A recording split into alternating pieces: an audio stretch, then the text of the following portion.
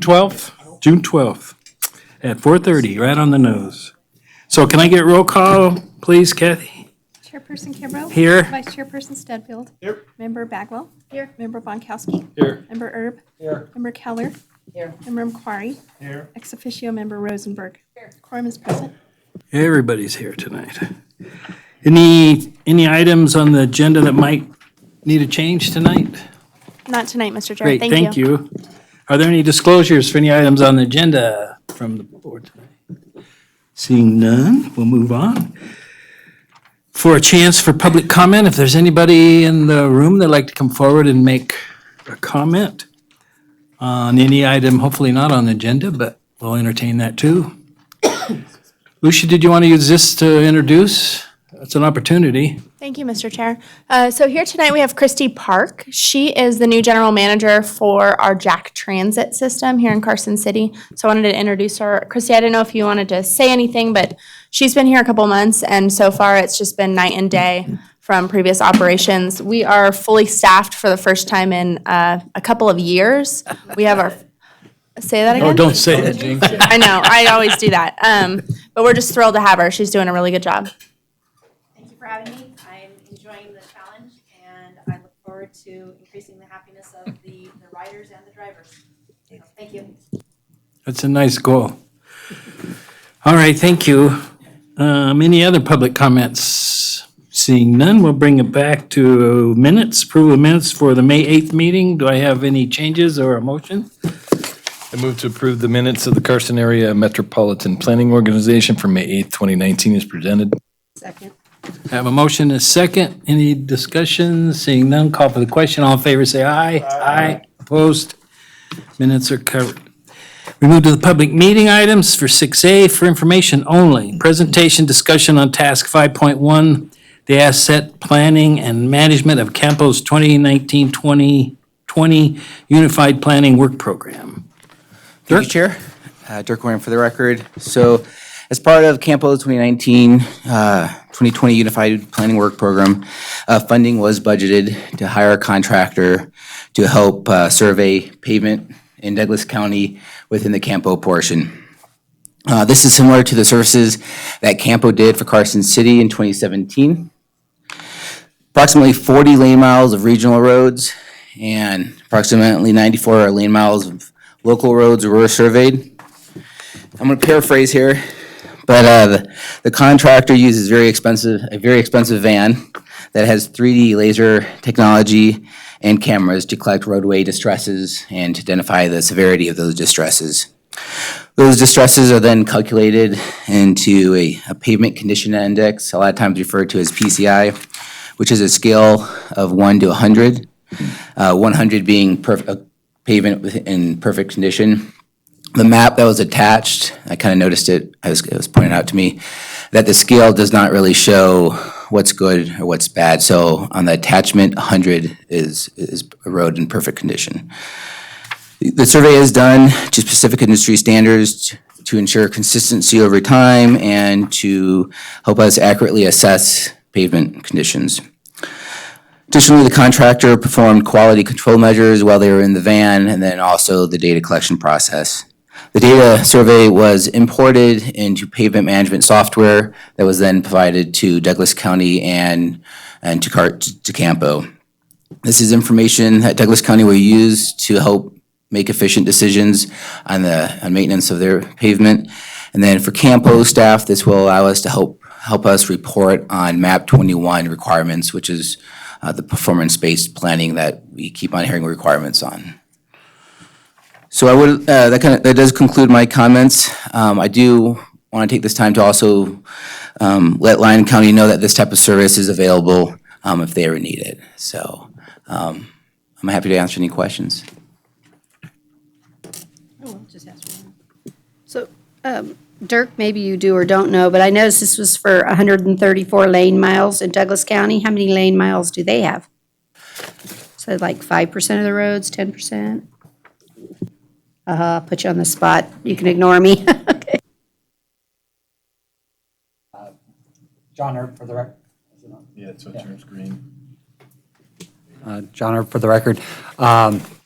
as far as lane miles, with all the GIDs and the towns and that, we have around 778 lane miles in the county, but what's actually maintained by Douglas County is about 167 miles of road. I don't have that memorized for lane miles. You would double that. We don't have a lot of 4-lane roads, but. So this got a good percentage of the Douglas County roads to be maintained, not your GIDs. It got most of the North County, yeah. We were very happy with CAMPO providing this service for us. It was a great benefit. For reference, Carson City has about 283 center lane miles of roadways that we maintain. Most of it pavement, but some of that includes dirt and gravel. So actually, John, I'm gonna put you back on the spot. I was gonna ask, do you use the same method on the rest of the roads, or this is kind of a really big benefit, like you said, for have Campo come in, at least do the evaluations for you, but does it match what the rest of the stuff you got? This is the first time we had the automated service using a van. All of our PCI has been surveyed by manpower. Wow.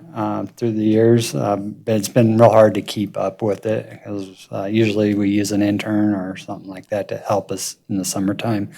So we haven't really we've just got the data. We want to really kind of compare how it compares with doing it out in the field by hand versus the automated service. But we did present it to the RTC board 2 weeks ago, and my RTC is very interested in having the rest of the county done this way, just to save on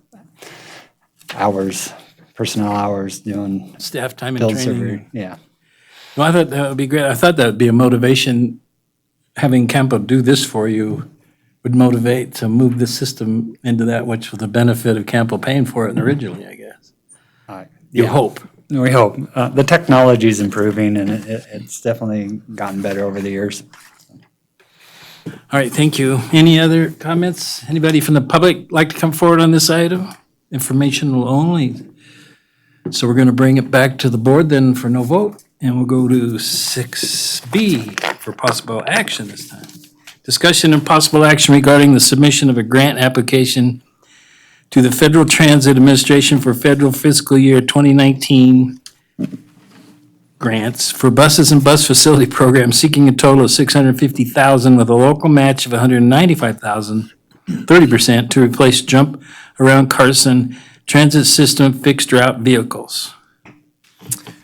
Hi, Michael Reynolds, staff here. So I wanted to let you know, this is, FDA's announced, of course, an additional year of funding for this grant. This will be our third year applying for it. We were awarded this grant in 2017 with a similar model of the 30% local match.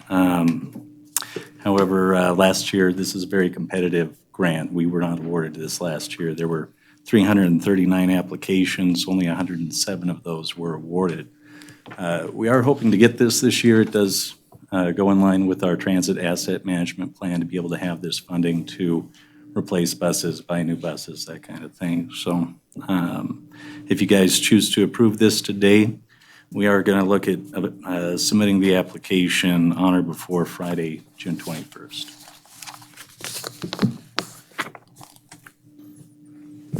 Any questions? Brad?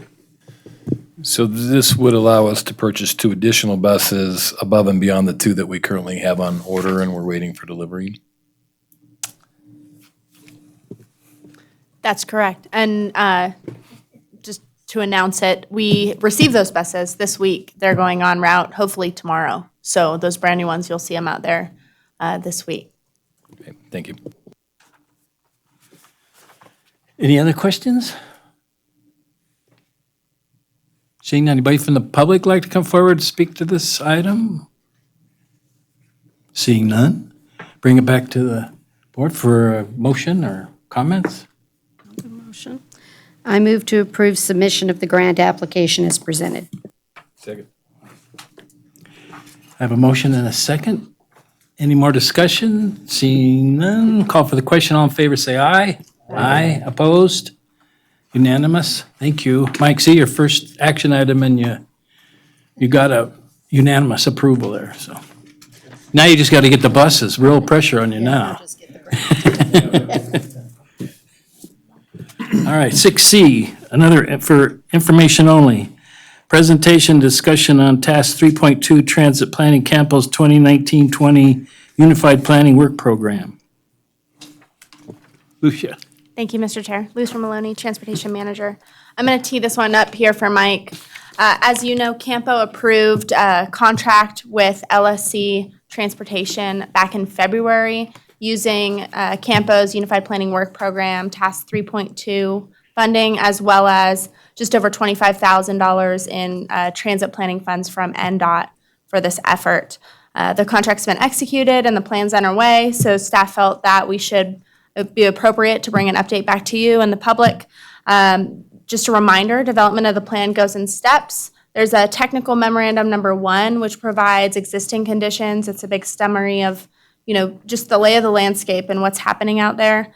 Then there's a technical member number 2, which provides scenarios and it's more of a forecasting and what we can expect and where we want to go. And then those 2 technical memos, even though they're final, they're really considered draft, and then they're combined, if you will, into the draft transit development and coordinated plan that then eventually becomes the final plan. So far, staff have received the first technical memo, which is included as the exhibit in the staff report. Additionally, we've held 2 stakeholder meetings, which have been really helpful from hearing from agencies and organizations that we don't always hear from. And then we've also conducted a survey to build on the previous 2 survey efforts back in 2017 and 2018. And so from that little tee off, I'm going to let Mike talk a little bit about more detail and provide some summary of all that material that's in the packet. Mike Reynolds again. So I am happy to report that the plan is on schedule. We have received resounding feedback from the citizens and other people in the area, both in the Campo region and in our neighboring communities. So far, we've had 2 public meetings. The first one was a Coordinated Human Services Stakeholders Meeting, which saw well over 20 people in attendance from 16 agencies from inside Carson City and from Lyon County, Story County, Washoe County, and Lake Tahoe. They all came down and gave us some opinions, let us know, where could we be working together. So that was a really great meeting. And then, of course, we had a second meeting at the Senior Center.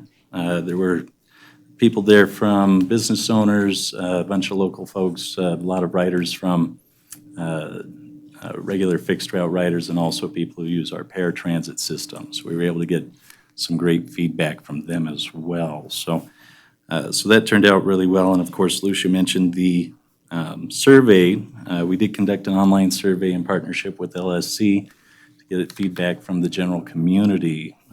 We didn't get it quite as many as we were hoping for. We were shooting for 100. We got around 60, which is still a pretty good turnout considering we only, we didn't receive anywhere near that number on the previous surveys. So some good notes about that survey, though, is that, of course, pretty consistent with people want to see more stops, more locations around town. They also want to see some more service more often, see if we can get people around a little faster.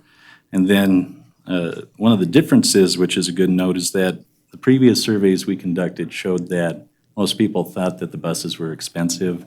We charge $1 fare, so that was a little unusual. But this survey showed that they did think it was very reasonable. So I think that's a good turn. And of course, if you look in your packets, we did include Tech Memo number 1. On page 83, there's a peer review table. It can be found under the blue headline labeled Performance Measures. It's a summary of how we stack up against 5 similar agencies around the country. A few of the assumptions that we've been able to make off of this table is that we are using all of our buses. We're running them a lot longer, a lot more often, more effectively.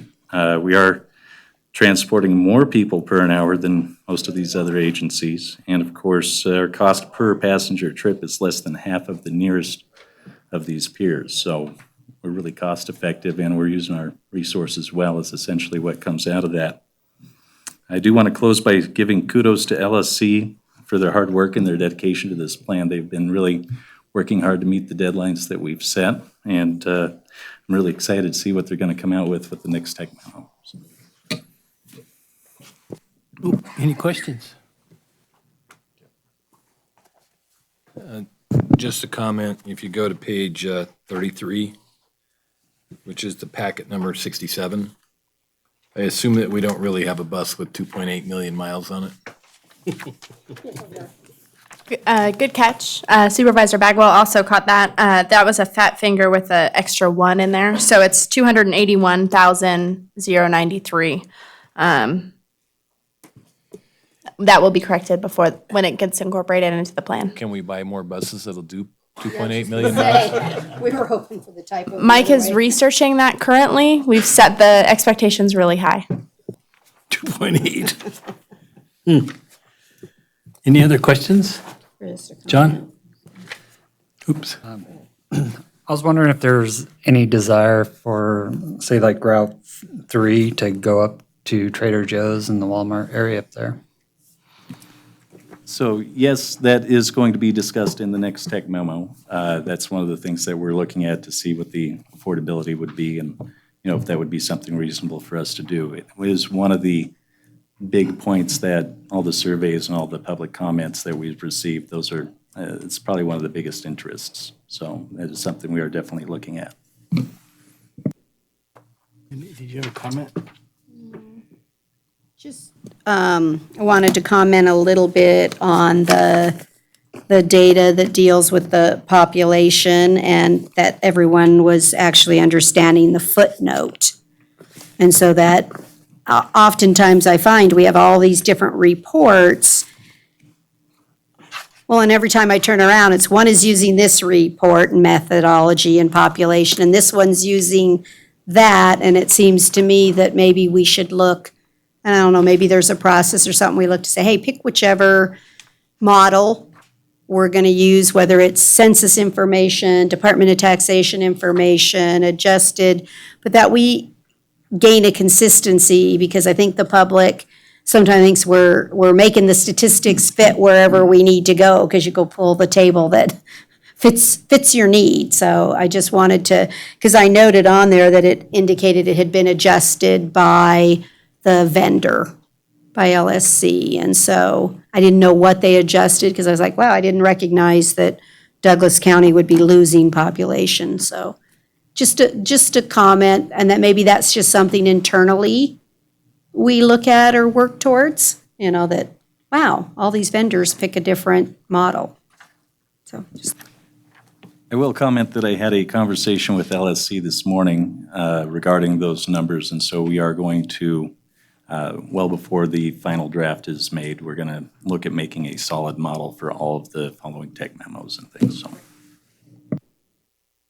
Any other questions?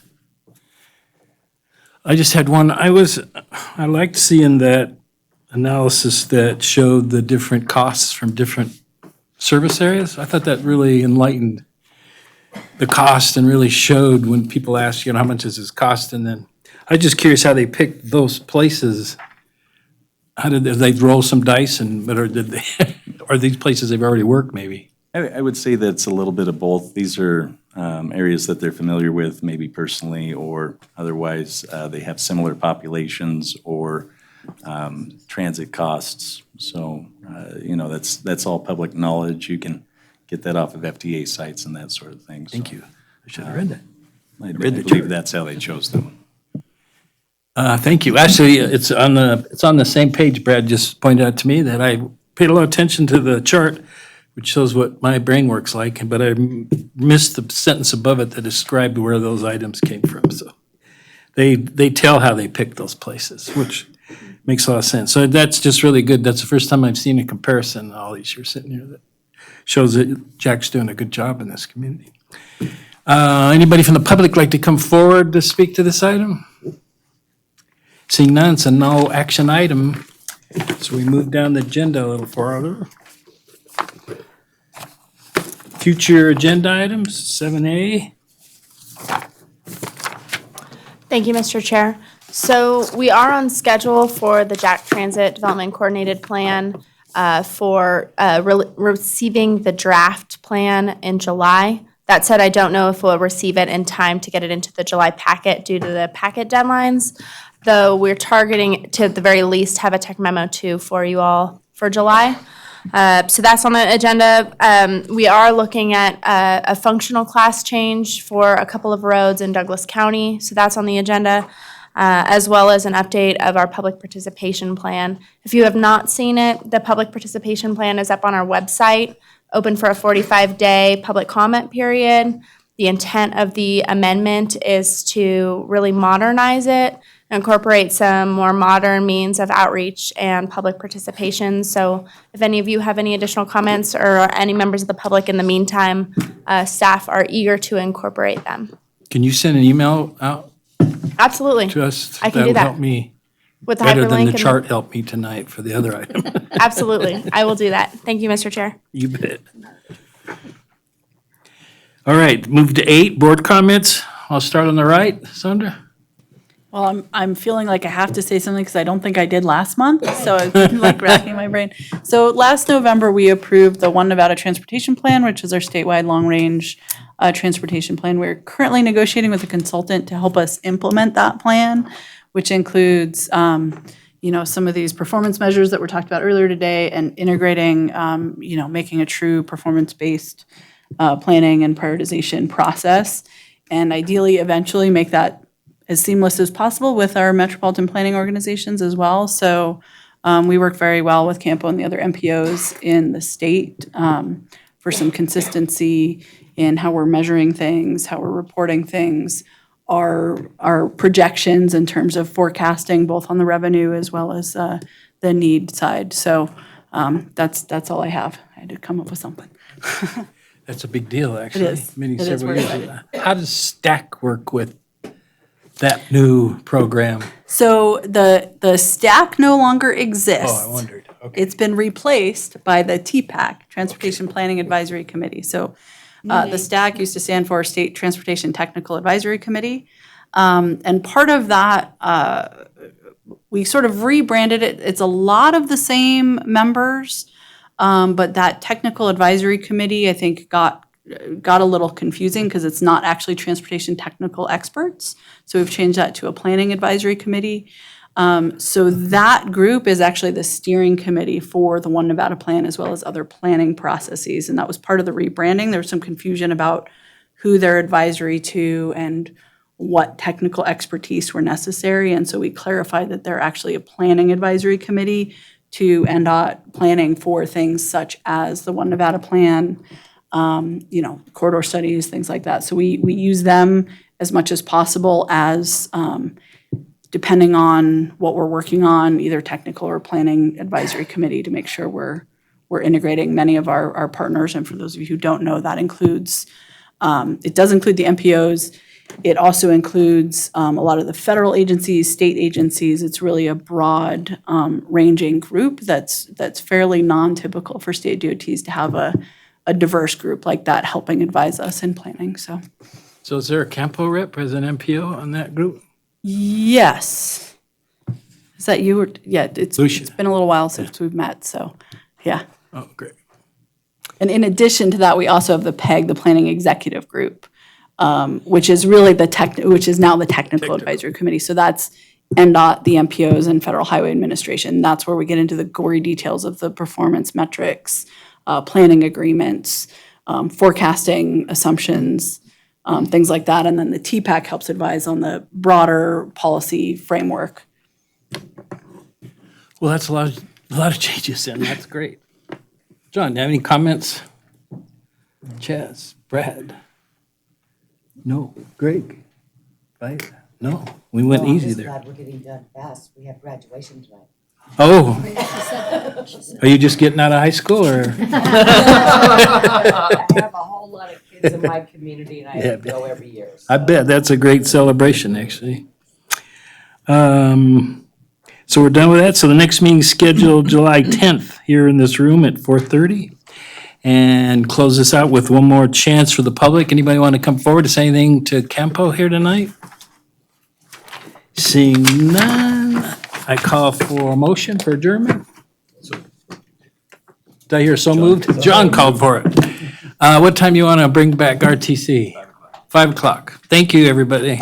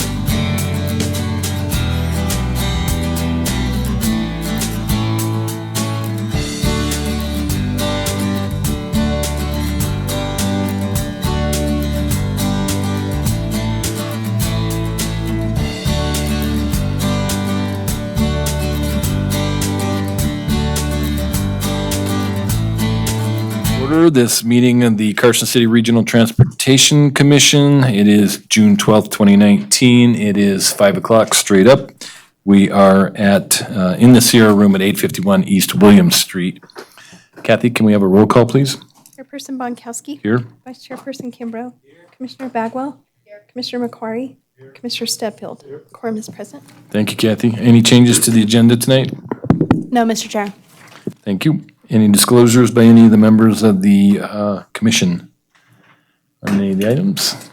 All right, moving right along, we are on agenda item number 4, first public comment. Anybody out in the public that has any comment for us tonight other than on the action items that we will be addressing? I see nobody approaching, so we will continue on to item 5, approval of the minutes. If the commissioners have had a chance to look over the minutes, I will entertain questions or a motion. I make a motion that we approve the minutes for May 8th. Second. We have a motion and a second. Any discussion? Seeing none, all in favor say aye. Aye. Any opposed say nay. Passes unanimously. We are now on agenda item 6A for possible action. Discussion and possible action regarding cooperative agreement number PR 279-19-063 between the Carson City RTC and the Nevada Department of Transportation for $1,618,000 for the design and construction of a multi-use path along I-580 from Colorado Street to the Pete Livermore Sports Complex, and authorizing the transportation manager to execute the agreement and future amendments regarding term extensions or a change in amount up to 10%. And Dirk, this one's yours. Thank you, Chair. So I'll start with a little background. In January of 2018, the RTC approved pursuit of a $1.6 million grant for the design and construction of a multi-use path that runs along I-580, starting at Colorado Street, traveling south to the Pete Livermore Sports Complex. It's approximately 1.8 miles in length. The path is entirely contained within the NDOT freeway right-of-way, which is a benefit.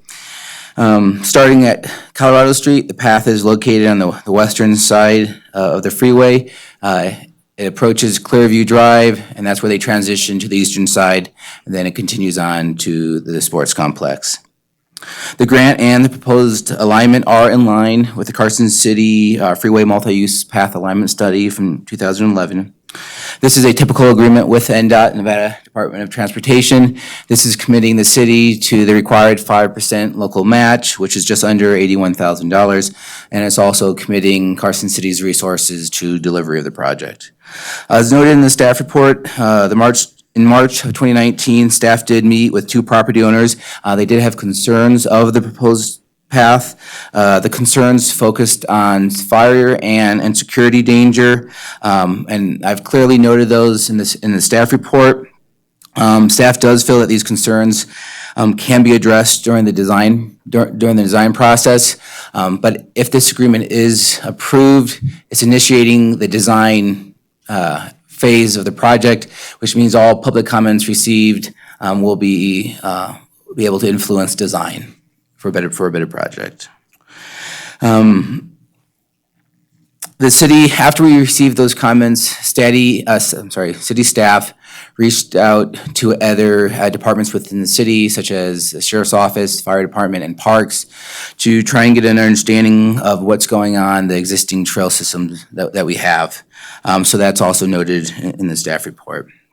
One thing lastly I want to mention that after we met with the property owners, and they raised a concern about fire with regards to fuel that was accumulating in this kind of dead area right now between the sound wall and the fencing.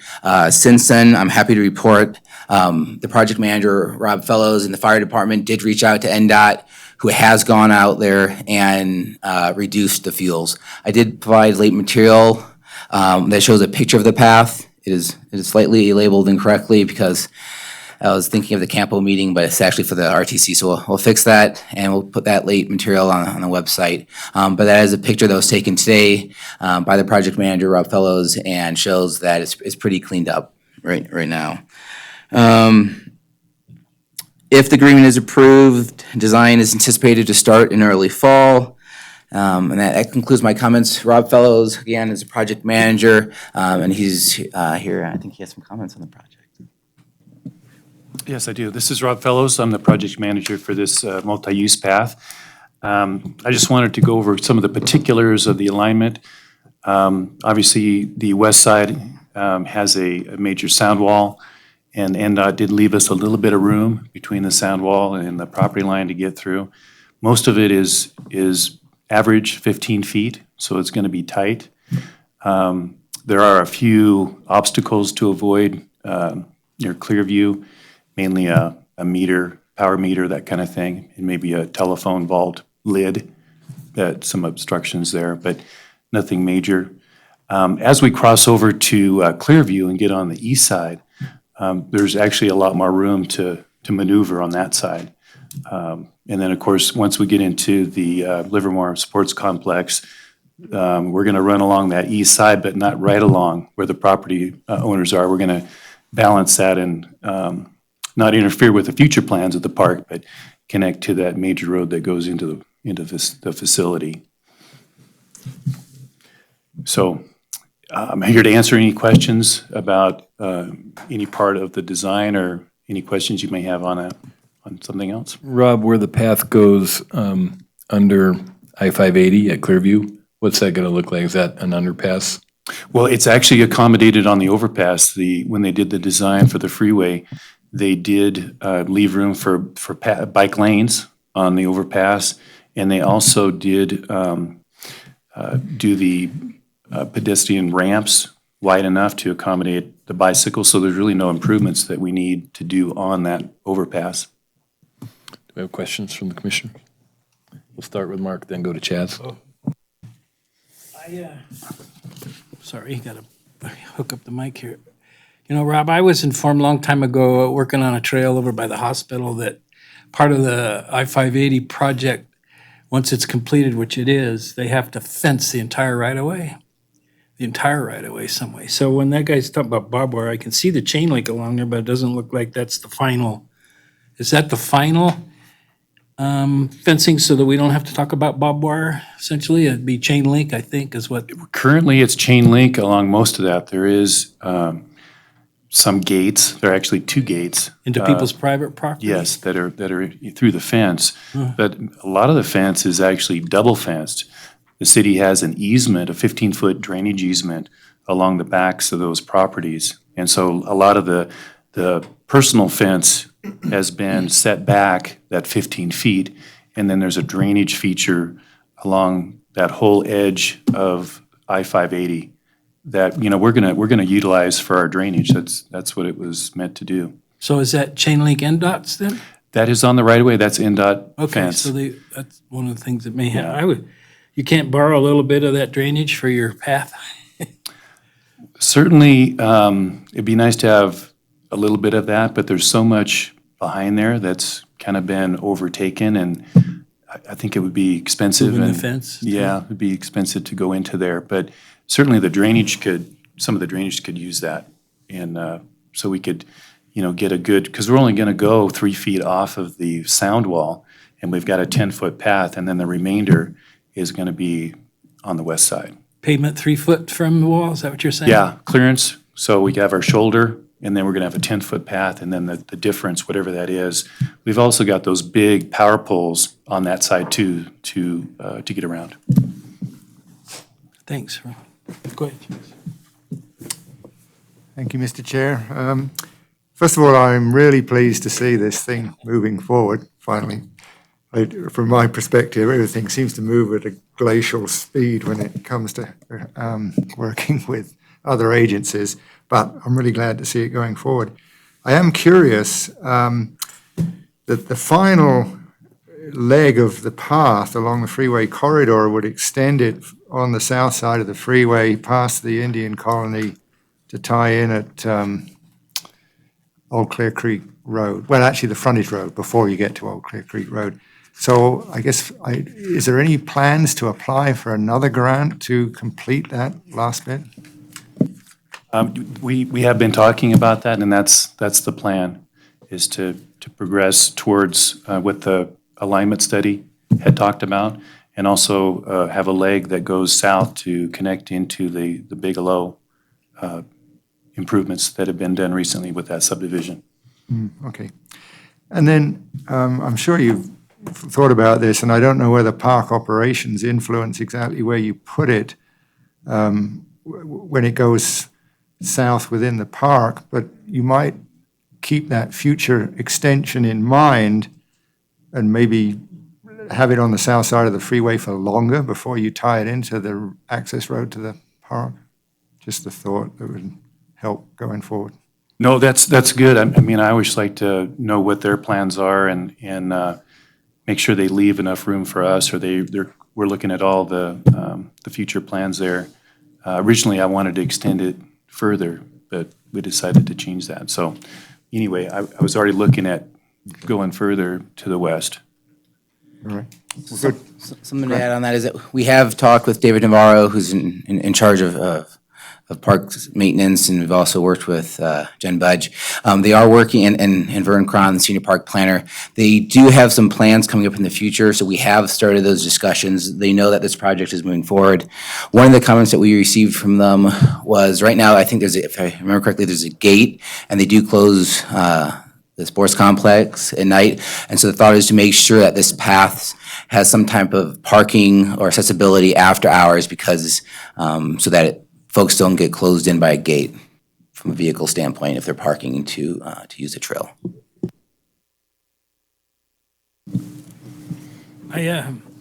Actually, I didn't know that was going to happen. I was just driving on Bigelow the other day and saw they put the bike lanes in. That's really nice. That brings that whole subdivision dead ends it down there on, which is a bummer. So does the city have access to come in the backside of Livermore Park down in there off of Bigelow, so they could look at crossing the street there and get into the same spot? I mean, there's a dirt road that you can sneak in sometimes to get to the. There's tribal land. That's all tribal there. Yeah, but there is, and Ms. Maloney and I were talking today about it, but the Bigelow right-of-way does exist, so there might be some opportunities with that in the future. The TAP grant that we believe is coming out this fall, so as we kind of progress in this project, we can start actually working on another grant application and figure out kind of how to lay out the next alignment of the path. And so maybe we'll have some stuff in the near future.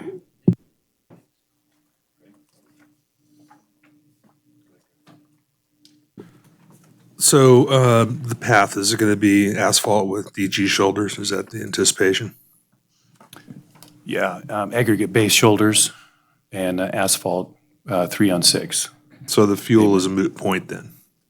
That whole area between the sound wall and the fence will be clear of vegetation, and they need to keep it clear.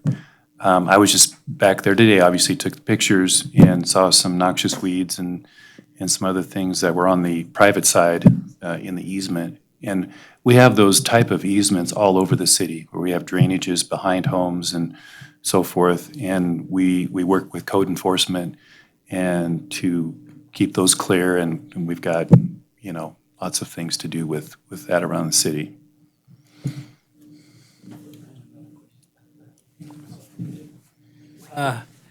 Just to clarify that for me, when you have paths like that are paved and have a shoulder, if he uses fill material like DG, then the equestrians and the runners can use it. Runners would rather run on the dirt on the side than on the blacktop. So you said aggregate, so I wondered if it still has that possibility to be used as a parallel trail for equestrians and runners maybe, so without limiting that? The aggregate base, type 2 aggregate base has, it does have some rocks in it, but it also has some fines in it too. And we've been using it for all of the paths, except for the ones down that are trails, like in Riverview Park. Haven't had any issue with it. A lot of times the gravel seems to roll off and is at the edge, and it's not really near the pavement. But DG, that's certainly an option if that's something that's desired. Well, that's what you see. Some of the trails have been at the DG surface, that easier if it's compacted right, and it doesn't seem like there'd be a big drainage problem in there. But engineers will speak to that. Maybe Chaz might not be excited about DG, but Just a comment that aggregate's a little harder to run on sometimes. Yeah. Or The horses with- DG tends to reel, and you'll get these reels next to the path. In fact, we used DG next to the one near our office. And you can see that it's fairly steep, but it's coming off. And so it's not, in the right situation, it works great. But if you got a steep slope, it tends to move on you.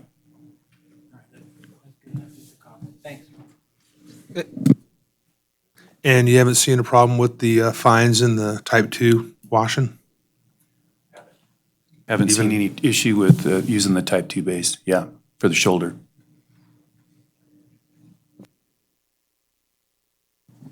Any additional questions? All right, we'll open this up to public comment. Come on up, have a seat at the table, press the button on the mic so the green light comes on, and then identify yourself for the record, please. My name is Clint Borges. My property is at 1791 Coons Lane. A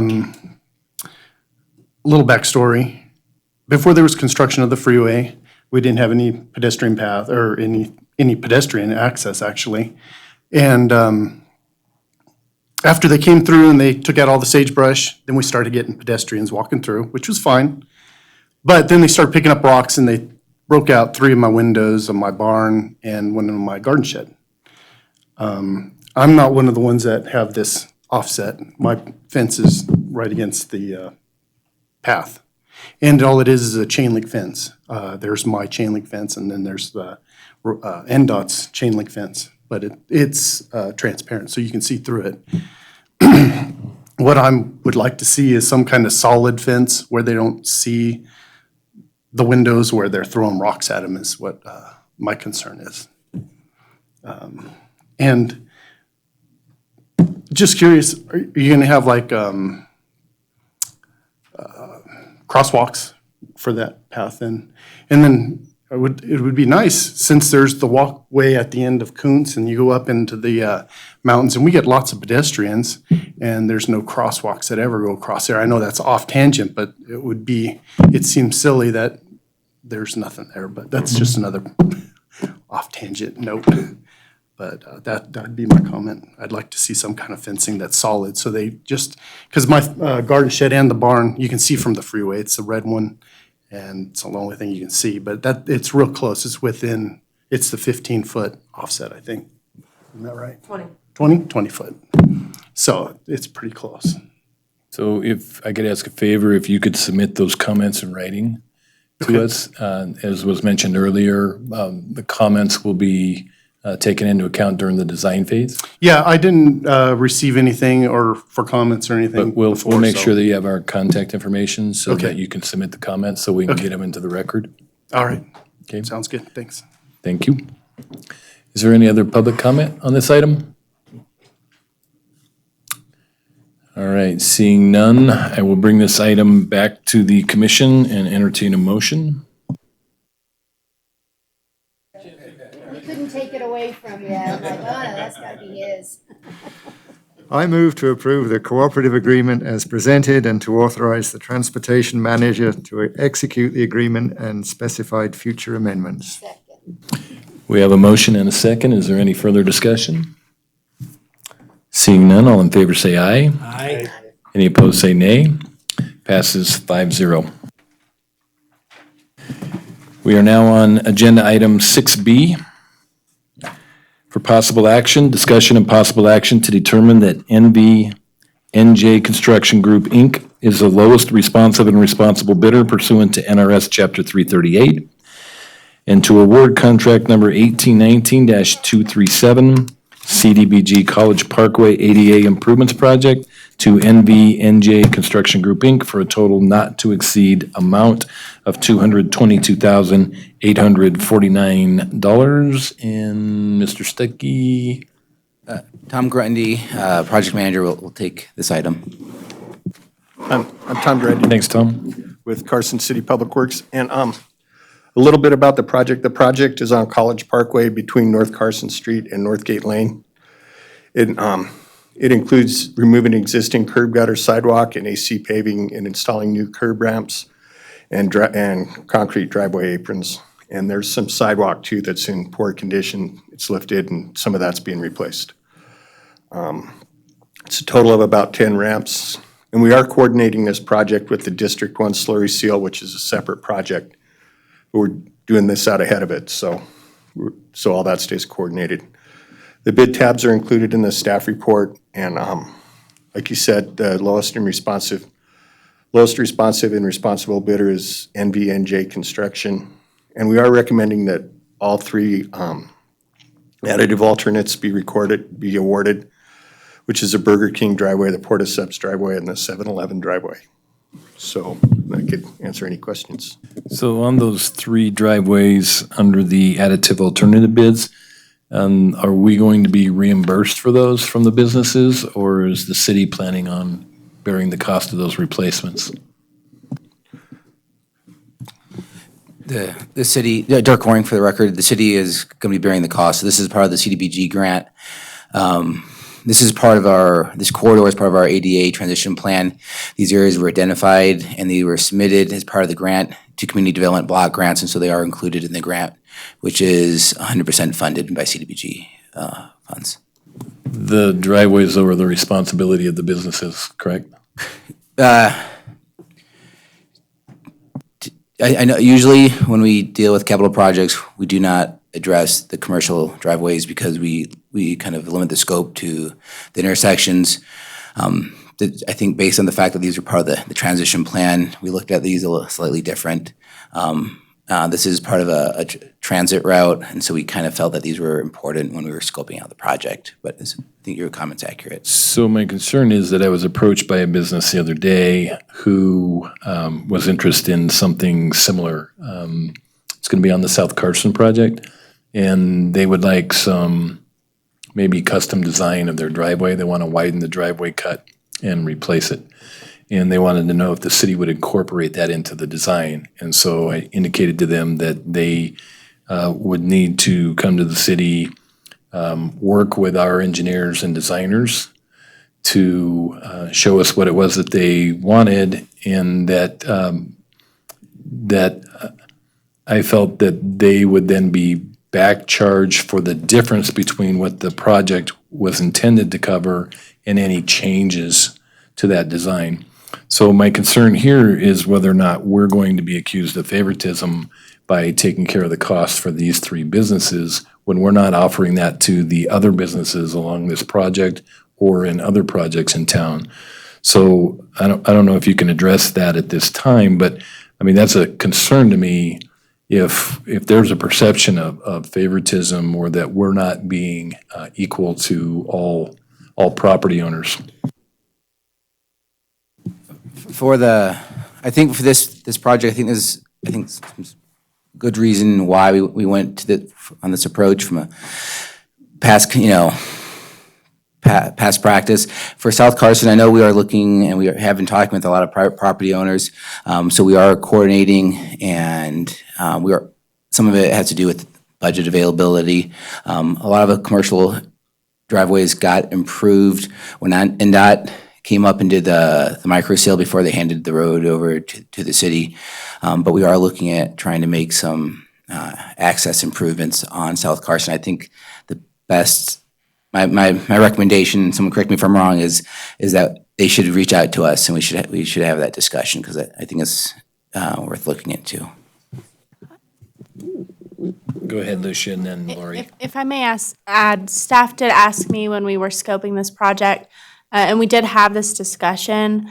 There are some circumstances in town where, the nature of the transportation network, what Dirk alluded to with the transit route and the transit stops, where, staff, the private property owner may or may not do their driveway, and we may or may not have any ability as a city to force them to redo their driveway, but where there is a need and a purpose for the city to improve that route for that sidewalk so people can connect. So in this case, I did advise staff that it was important to include it. That said, we did bid it as an additive alternate, and so there is flexibility there should RTC consider to exercise that. So I think part on this one for me, if I recall, too, the driveways are really integral to the access for the residents in the low-income area that live there to be able to, it's probably the actual area in town that I see on a regular basis, people in wheelchairs and things like that, actually going across the street to the grocery store there and coming back, heavily used, so I think part of the driveway correction here is really an ADA issue that necessarily the regular owner wouldn't fix in their driveway. I mean, I'm surprised how much wheelchair access I see going across there to the grocery store. It really shocks me when I go to make a right-hand turn how almost always there's someone from that apartment complex and stuff using that, so. And that was the rationale that staff provided. Grant itself And that's what we even, discussed right. for really to continue and make that route ADA accessible. Here's a question. Are these driveways being replaced in kind? Enhancing them. When you say in kind as a local, part of a local match, or when you say in kind, In other words, you're taking out what's there and you're putting back what was there, only it's new. in most cases, the driveways aren't ADA compliant, so they're putting back to a design that does comply. If I remember correctly, I believe one of the 7-Eleven driveways is actually going away, and that's because it's not being used as it once was with garbage disposal. So essentially, yes, but making sure that the ADA is there. So that kind of speaks to your question, when you told them that they would be back charged for any enhancements above and beyond what they have. So maybe that's what I was driving at with that question, is you're basically getting like for like on this project. Thank you. Follow up on Lori. I live about 2 blocks from there, so I see that all the time, and they have trouble catching the light all the way sometimes. And one day I went by there, and this poor lady in one of those scooter cars couldn't get up the curb. Right. And she sat there stuck, so all the cars stopped, got out, went over and pushed her up on the curb. So that showed a definite problem if the regular scooters that they all ride in couldn't get up the curb, and she's half in the lane of traffic, struggling. And so just more feedback on that ADA is actually necessary for that site. It was the Burger King one that she was having trouble. So again, though, my concern is not whether or not these improvements are necessary. It's who should be paying for them. And I'm very concerned that we'd be setting a precedent here that's going to come back to bite us. So if any of the commissioners have any thoughts on that, I'd appreciate hearing them. I have no problem voting for the project to be done. I am not decided yet on the additive alternatives, just for that one reason, on who pays for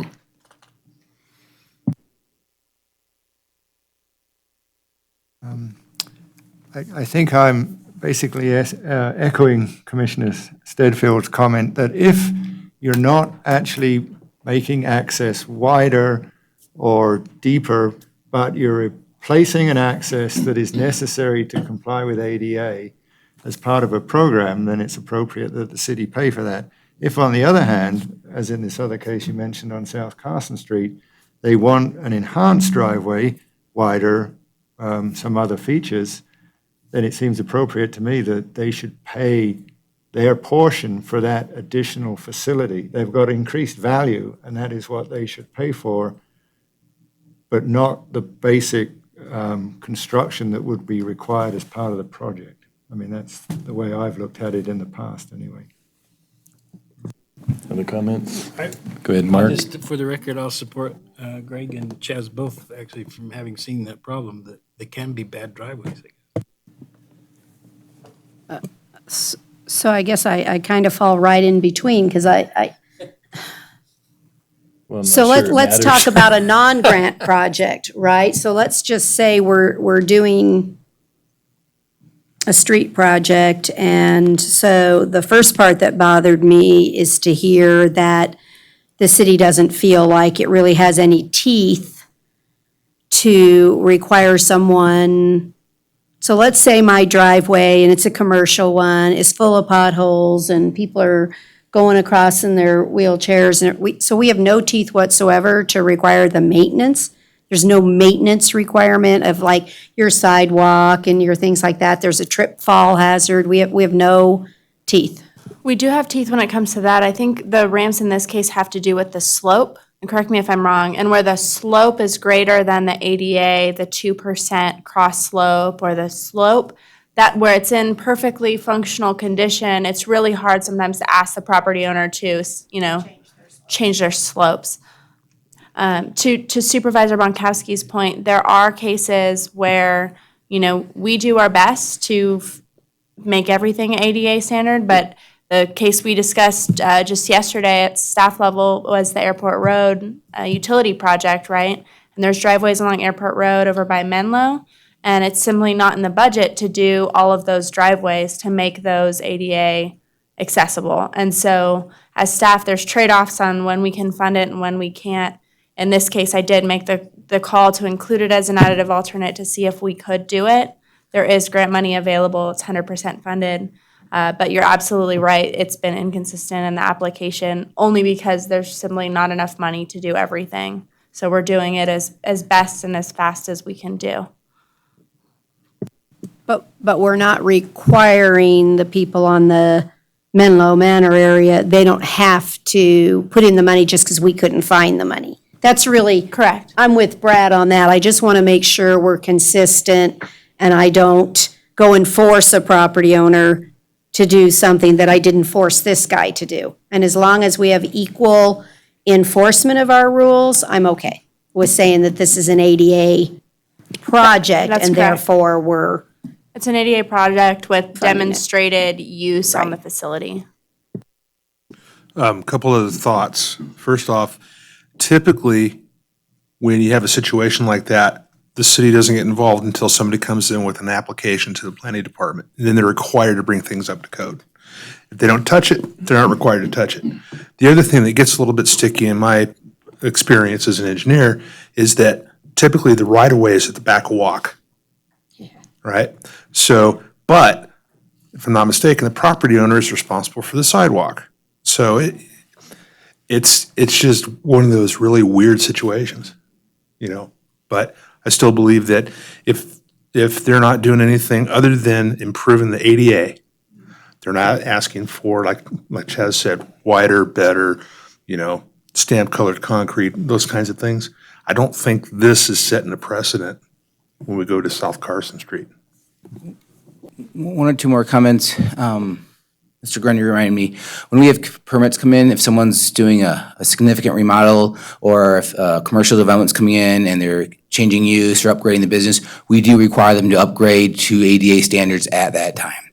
And then the other thought for your consideration is that when we're out there doing a capital project, it's hard. You always have your project scope, but then we have a sidewalk. In a lot of places, you have a few feet of sidewalk, a driveway, a few feet of sidewalk. So at what point do you stop saw cutting and doing this piecemeal system and just say, I'm just going to replace this amount of driveway? And it is a judgment call. And so just wanted to offer those off for consideration.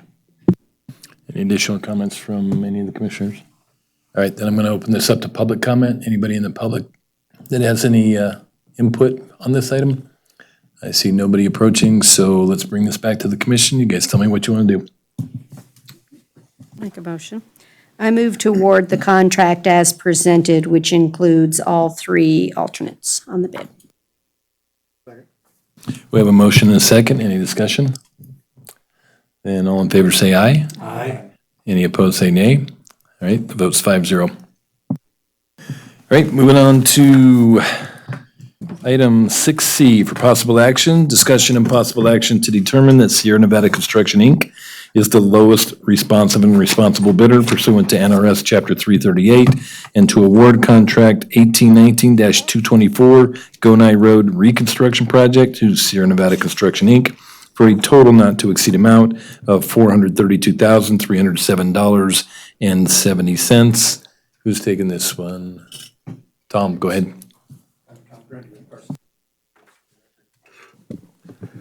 And this project is a full-depth reconstruction of Gonai Road between Arrowhead Drive and Boeing Way, and it includes utility adjustments and striping. Bid tabs are included in the staff report.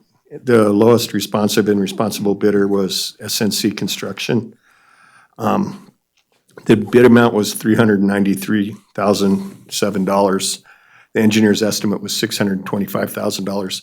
And we've done a couple more projects in this area in past years, but this project is separate from those. We're not redoing any work. This is just more work on Gonai Road.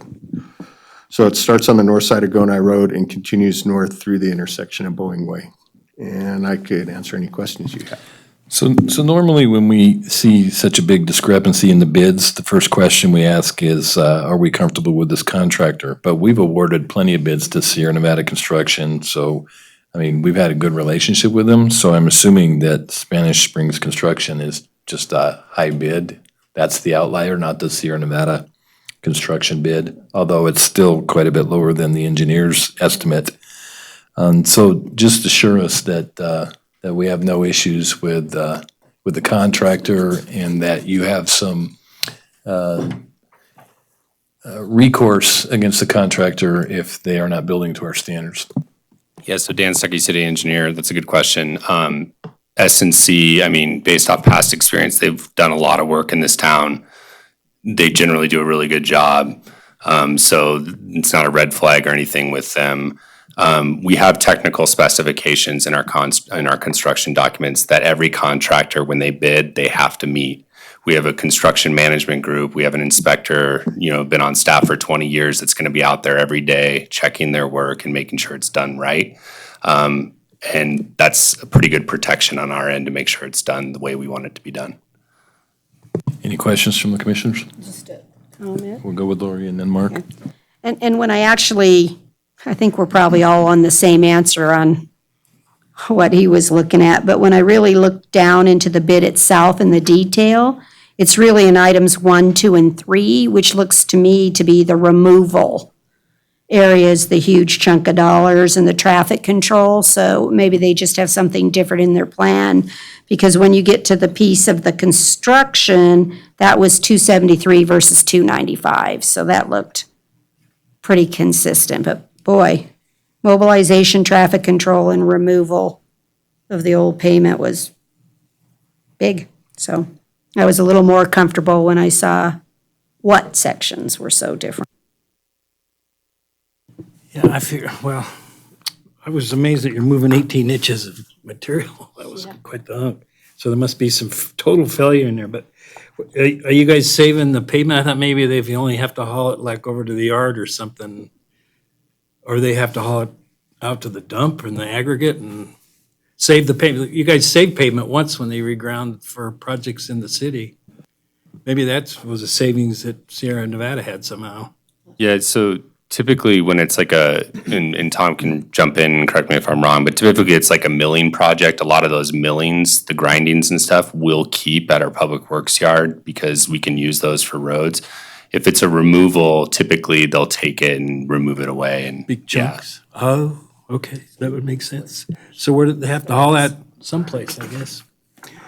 Yeah, I was surprised at the difference in the bid too, so I thought maybe they had an inside track of how easy it is to haul all that stuff somewhere, but that's a lot of road, just for me, 18 inches of aggregate just blew me away. So is there like a total failure of the road there and the? No, it's just we did a pavement analysis of the structural section that we needed for the pavement replacement, and I think it was, 10 on 6? 12 on 6, okay, so that's their 18 inches of removal to make room for the 12 inches of base and the 6 inch of asphalt. Oh, okay, I thought maybe they didn't put any aggregate underneath the pavement originally or some weird thing, so that it didn't need to go. Just simple little questions, so I become more enlightened here. It's my representative for the citizens here. Thank you. Additional comments or questions from the commissioners? Greg?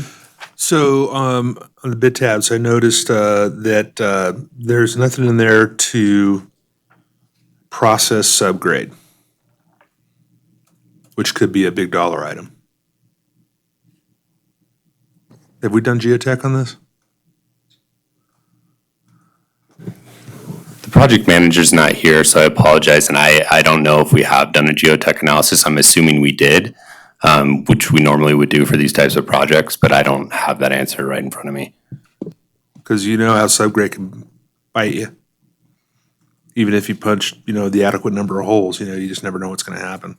So, just thought. So let's follow that through. If the scope of work that we supply to contractors is not complete, then that just goes through a change order process?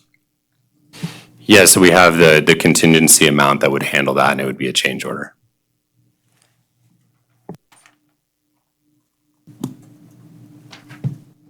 Any other questions? You're not going to buy a whole lot for $39,000. They have to come back here. They would have to come back for. Any additional questions or comments? Any public comment on this item? All right, I'll entertain a motion. Okay, I move to award the contract as presented. We have a motion and a second. Any further discussion? Seeing none, all in favor say aye. Aye. Any opposed say nay. The vote is 5-0.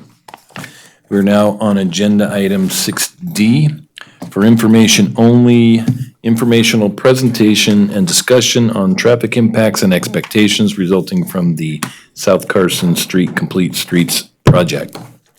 And Lucia, are you taking this? No. You guys are really messing with me tonight. This is. Yeah, everybody's name. All the items are different.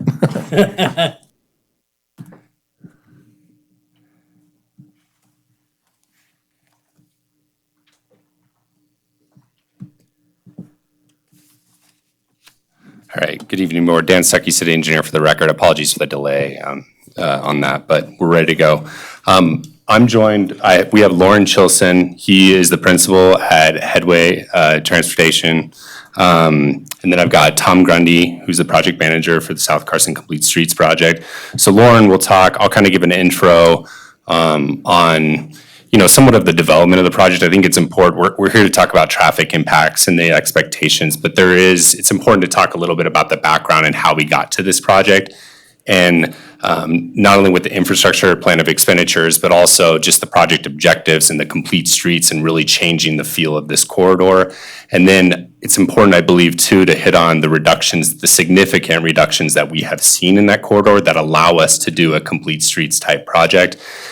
I'll go through that. Then I'm going to turn it over to Lauren. He'll talk about the study that was done. As you saw in your agenda, we've done a lot of work on the city end to make sure that this project, the design is optimized to move traffic through in an effective way. And so we hired to Lauren to help us with that and implement some of those changes. And then lastly, I'll talk about the recommendations that Lauren and his team have recommended, how we're implementing that into the design that you see today. So with that, I'll get going.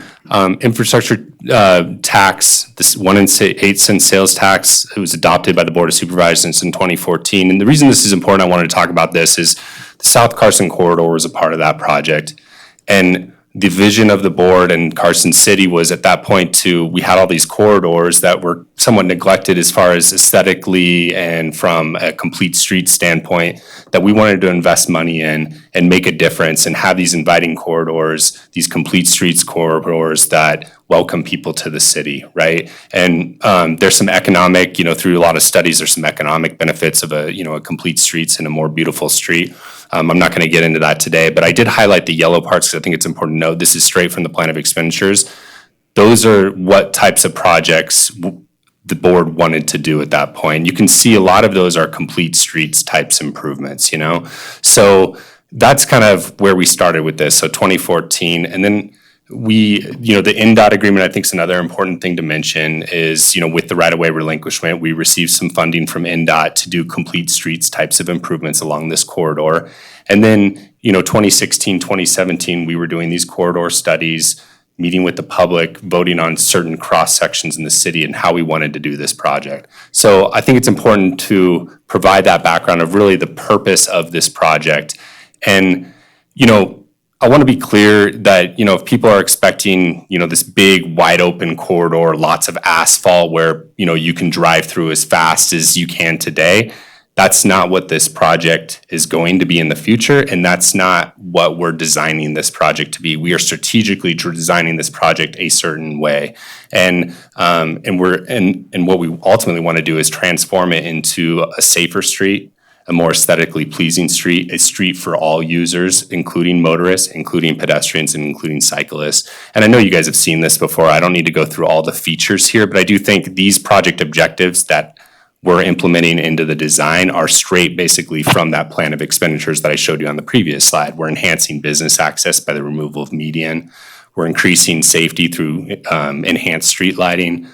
We're adding crosswalk, safer crosswalk, flashing beacon, crosswalk type features, adding bike lanes, multi-use path.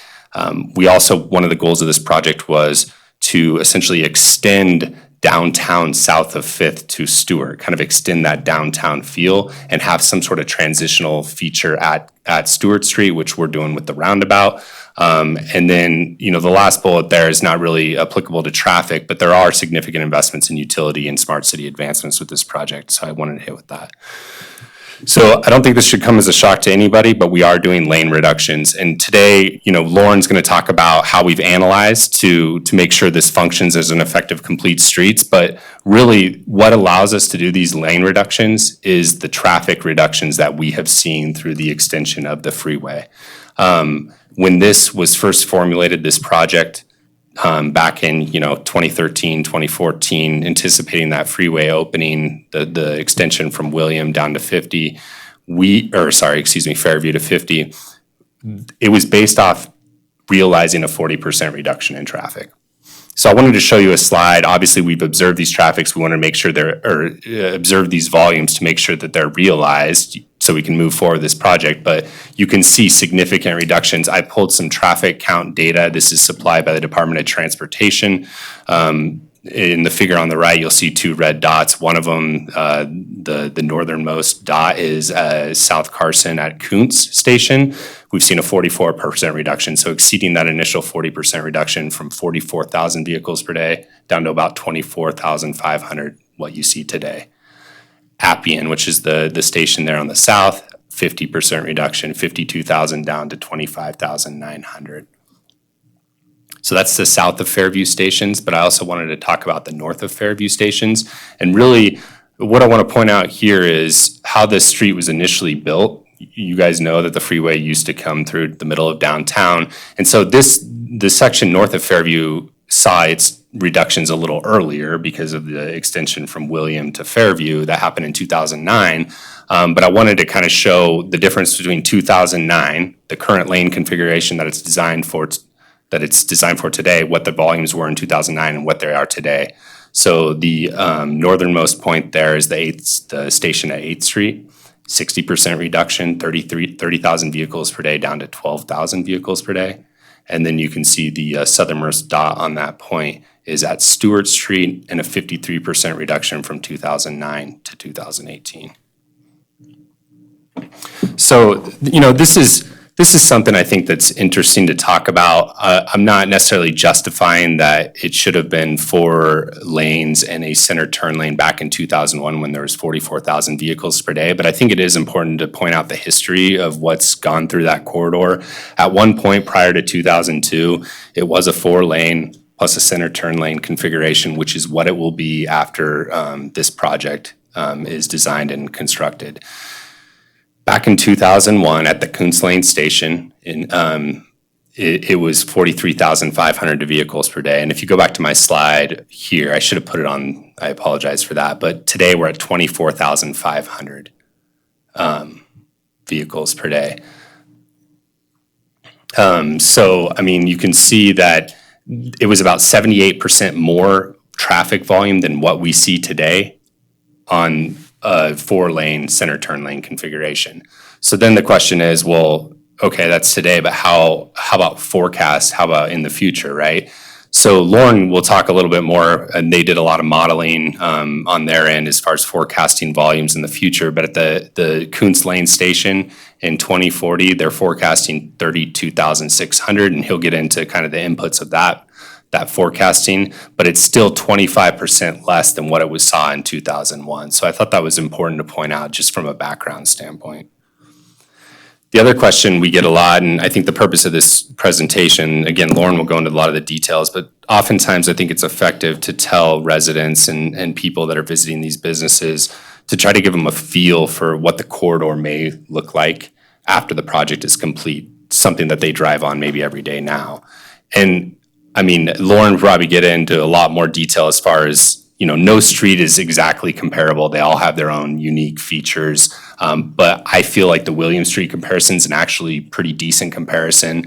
It's a commercial corridor similar to South Carson Street. It's got a 4-lane plus a center turn lane configuration. It's about 40 miles per hour speed limit, similar to what the most of South Carson Street will be after the project. And then it's got a traffic volume between about 18,000 at Roop Street and about 26,000 by the interchange. So that stretch there, if you remember back on the earlier slides, Stewart Street was about 20,000 in 2018, so that you can compare to the Roop Street count. And then at Kuntz Lane, it was about 24,000. You can see closer to the interstate there, it's about 25,500. So just to kind of give you a feel of what it might feel like to drive through. It's going to look a lot better than William Street, but it's going to feel driving somewhat like William Street immediately after the project.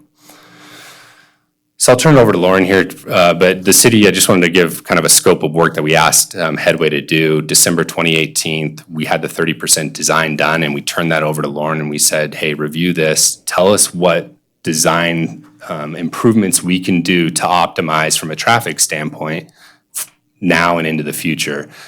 So with that, they assisted with identifying necessary lane configuration improvements at intersections, so decel lanes and other left turn pockets, other features like that. They also conducted new data collection of peak hour volumes at 14 of the intersections, the major intersections along the corridor, and that did include, there's more than or less than 14 signalized intersections. So it was signalized intersections, it was other intersections, even some of the major driveways there. Travel forecasting, as I mentioned, for existing and build-out conditions, and then calculating a level of service for existing and build-out conditions. And then ultimately, what we wanted out of the report, again, was them to provide recommendations of things we can implement into the design today to make this function really well in the future. So with that, I'll turn it over to Lauren. Thanks, Dan. Good evening. So our charge was really to identify the ultimate lane configuration and make those recommendations based on a long-range forecast that's as comprehensive as we could really develop. And so what we did was look at a 2040 horizon, and a 20-year forecast is fairly typical in the industry. It gets pretty difficult beyond 20 years to predict the future. But in order to make sure that we provided a conservative analysis, we used typical background growth that's experienced in the city and projected in the travel demand model. On top of that, we added 7 projects that are recently approved, known, or highly anticipated in the Appian Way area, specifically as those sit right on the corridor in the section we're talking about. But those include Carson Hills Apartments, the Cochise multifamily, there's a Appian commercial project in that area, which some of you are familiar with. And then we also included an approved specific plan that's at the very north end of Douglas County, called North Douglas County Specific Plan. Interesting name, right? But and that's a fairly large project. There are some long-term approvals there. That project's in a state of revision, and so we use the most current, which is a little less intense than what's currently approved, but still a really significant project, one that would generate on the order of 10,000 ADT. Now, that wouldn't all go up North Carson Street. That's going to spread out to the freeway and many other places, but it's a significant project. It's been included. We evaluated both the morning and evening peak commute hours in that 2040 horizon, and using the 30% design plans that were provided so that we could check those and make some recommendations. So what do we measure these traffic volumes against? Well, the city has a policy level of service D, which is a measure of effectiveness that says here's how we would like traffic to flow in general terms. It actually equates to a number of seconds of delay per vehicle on average at intersections. And I'll get into this in the next bullet point just a little bit, but at unsignalized intersections, level of service D means vehicles would be 35 seconds or less delay. Pretty low number ultimately. And so the city's policy doesn't exactly or specifically talk about side streets on major arterials. It says, in a global perspective, we want level of service D. But it doesn't say we're going to do that at every left turn movement on a major arterial. Because stop and think about this for a second. If you can have any delay on a side street, every intersection on a major arterial would need to be signalized, and we don't want to go there, right? We would create gridlock. It's not appropriate. We can't fund those kinds of level of improvements, and they're simply not appropriate. So most communities have said, we understand we want to provide level service D on the whole, but there are going to be movements and time periods and conditions where that is really not practical. And so we're going to accept higher delays, and those may be classified as E or F, because F is at 50 seconds. Well, still, that's less than a minute, and on a busy street during the peak rush hour, when you only make a left turn, that's not an unreasonable delay. So understand that in the big picture here of D is not really achievable on every side street, on every driveway. No city tries to achieve that in the ultimate goals, but I want to point that out because it is a key factor here. Next slide, please. So through that analysis of the 14 intersections, we first evaluated the existing traffic volumes, but with the new configuration, and we found that all of the signalized intersections would still function at level service D or better within the city's policy. Side streets would have delay beyond level service D, as I just mentioned, but typically, as it sits today, those volumes from those side streets are pretty low. Volumes that don't meet signal warrants, that don't meet criteria for improvements, and therefore delay on those driveways and side streets is effectively accepted. It's reasonable in this case. In the 20-year horizon, which is again a fairly conservative analysis because we're talking about build out of everything we're aware of plus background growth, that's everything in the model plus, and 20 years out, we find that with the configuration that was proposed at 30%, signalized intersections would again function within policy level service, D or better. Side streets would again, of course, incur delay beyond the D level at E and F, but would be significantly more difficult than they would be under existing traffic volumes because we're talking about some significant growth over time in that conservative analysis. But I want to be crystal clear. Some of those delays will be significant at certain locations that people will effectively have to make a right turn, go up the street, and make a U-turn. They will be that significant. Okay? There will be over a minute. In some locations, there could be 2 minutes of delay, or simply people give up. That won't be every driveway, that won't be every intersection, but it's maybe half a dozen or so in the quarter where folks will choose to make, in 2040, at that build-out level, will choose to use another route.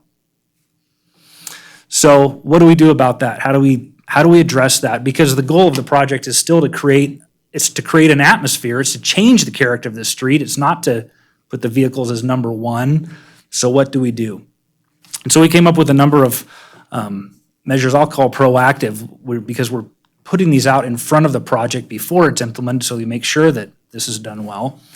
The biggest one, I'll jump down in the bullets a little bit, the biggest one here is really U-turns. The opportunity to have a wide enough street so that people can make U-turns if they feel that delay is too much and they feel unsafe trying to find a small gap to make a left turn, go up the street a block or two to the next signal and make a U-turn. Well, the design needs to make sure that that's possible. There's some other opportunities here really, and that's to reduce speed limits. So when we change the street character, when we redesign a roadway, it gives us an opportunity to relook at speed limits because we have intentionally changed the design and character. And we're suggesting that 5th to Stewart could be, a portion of that is already 25, but the rest of it could be reduced to 25 miles per hour. Stewart to Clearview would probably be appropriate at 35 as a starting point. A lot of that is currently 45. And then Clearview to Appian is really a transition zone, south to the freeway and beyond where it's 55. Most of that's 50 existing, probably should stay in that same range as it's that transition zone between 55 plus and 35. We found that the roundabout configuration that was proposed at Stewart Street should really be widened to have 2 westbound to southbound lanes, so that doesn't back up at the ultimate volumes. And we identified half a dozen or so turn pocket adjustments, lengthening, an additional right turn lane here or there throughout the corridor, and I won't go into the specifics of all those, but we identified a number of them. And then finally, traffic signal coordination, and I don't know if I could overemphasize this one. In 2040, and as we approach higher build volumes, it is absolutely imperative that we time the signals to maintain progression. If we have volumes that are on the very high end and you got to stop at every light, it's going to feel miserable and it will look as if though it doesn't have capacity, and we need to make sure that it does. And the way to make it work is to make sure that you have progression. So I would, encourage the city to implement a really good coordination plan.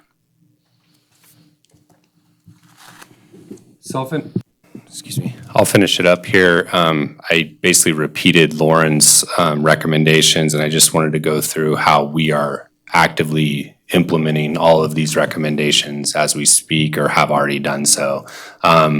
He hit on the speed limits, and I think we've mentioned it here before. That's the speed limits we're going with. It's consistent with, changing that character of the road, but still getting traffic through, at a decent speed. Roundabout at Stewart, you all have seen the design evolution of the roundabout. There's been 3 or 4 iterations. We are at 2 northbound and southbound, and 2 lanes westbound to southbound per the recommendations of this study. So we're all set there. Traffic signal at Appian Way, we're not putting in with this project, but there's nothing that's going to limit us with the design of this project to have that signal in the future if needed or when needed. New turn pockets, several locations. I've read them off to you before, but we're looking at, some decel lanes at 3 or 4 places, and so also some lengthening, some left turn pockets. I've mentioned them before, but those will be in the 90% design. We are providing for U-turns for cars and pickups. So again, during that peak hour in that 2040 scenario where it's difficult to make a left-hand turn, that will be an option. And then the traffic signal coordination, we hear Lauren loud and clear on that, and we'll have a effective signal timing plan, a coordination plan in place by the time the project, construction is open and ready to be used with the new configuration. So, I didn't prepare a summary slide, but I think hopefully that gives you a better understanding that we're allowed to do this project because we have seen essentially half the vehicles that were on that roadway are now gone from that roadway. It allows us to do these improvements. The intent, this project, the design, it's all based off, the initial of wanting to change the character of that corridor. And I believe we are achieving those while meeting, implementing some of this design optimization to ensure that it functions as effectively as we can make it function, not only now, but into 2040 scenario. So hopefully that was educational and informational for you all and the public. And with that, I'll open it to any questions. Questions? Well, we just start down here with Greg and go this way. Do you have a graphic handy that shows the new roundabout? I'm curious how the westbound to southbound is going to look. I could see some safety issues with that depending on how the lanes are configured. I don't have one with me. I do have my laptop, so I technically could get it. It may be if I have it on there, but we're going to post an update on the website here, so it will be available there. Is it in there? Oh, it's in the packet? I think that's the old design. Oh, is that the old one? Because it doesn't have. Yeah, correct. Yeah, so that is an older design because it still shows the bypass lane on the west side, and then it doesn't show the dual turn. So I don't have anything available to show you right now, but I'd be happy to provide it. And the other thing I would, just a question, it just seems like some of these turn pockets are really long. And I'm sure your analysis, bears that out. I would, Number of cars that need to make the left turn. I'd simply respond that let's think 20 years out while we're designing this job, so we're not coming up short and coming back to fix it later. So, Sure. Yeah. That's it. So first of all, I want to thank you very much for coming because I think that it's important that the public really could see the planning that went in to meet the 2040. I think that everyone kind of got hung up on the initial slide that you had in yellow that said, oh, we're doing a beautification project, and that we're not really planning for the traffic needs. And so I think it's very important when you consider complete street, it wasn't that we're trying to favor a bicyclist or a pedestrian. We can't forget the motorist. And I think that kind of got lost maybe in all of the documentation and things we were doing. And you have to recognize that what the primary purpose of the road at this point is for the vehicle to move the traffic. So I really appreciate you taking the time to be realistic also with the public to say, it's not that this is a perfect world. And here's where the design flaw comes when you try to solve for X, I get Y over here. And so my largest concern sits in the traffic signal arena, because what I've noticed, if you look at College Parkway, it's the pedestrian hitting the walk button and causing a change, and what you said. I can go College Parkway and stop at every single light. And I get a lot of complaints about that. Well, that's not gonna be solved if you got bicyclists and pedestrians coming in, they're interrupting the pattern that you had for the system, right? Am I right in my thought process is that it changes what the timing is because I hit a button that said I wanted to cross the street? So I would suggest that the coordination and optimization plan not allow the pedestrian to trump the coordination pattern. That is possible. It may be that your signals are currently set where they can break. They can break the pattern. That is done fairly commonly, particularly in low pedestrian areas. But it can certainly be done the other way too. Thank you. I really appreciate that, because that tends to be the complaint that, for me, serving on RTC, that I get about the College Parkway. And I don't know whether it's because we allow the pedestrian to change the cycle or not, but I certainly think we should look at it, because for the design to be successful, all the parts have to work, right? And just what you said, we've all got to be doing our role in the process. And I also appreciate that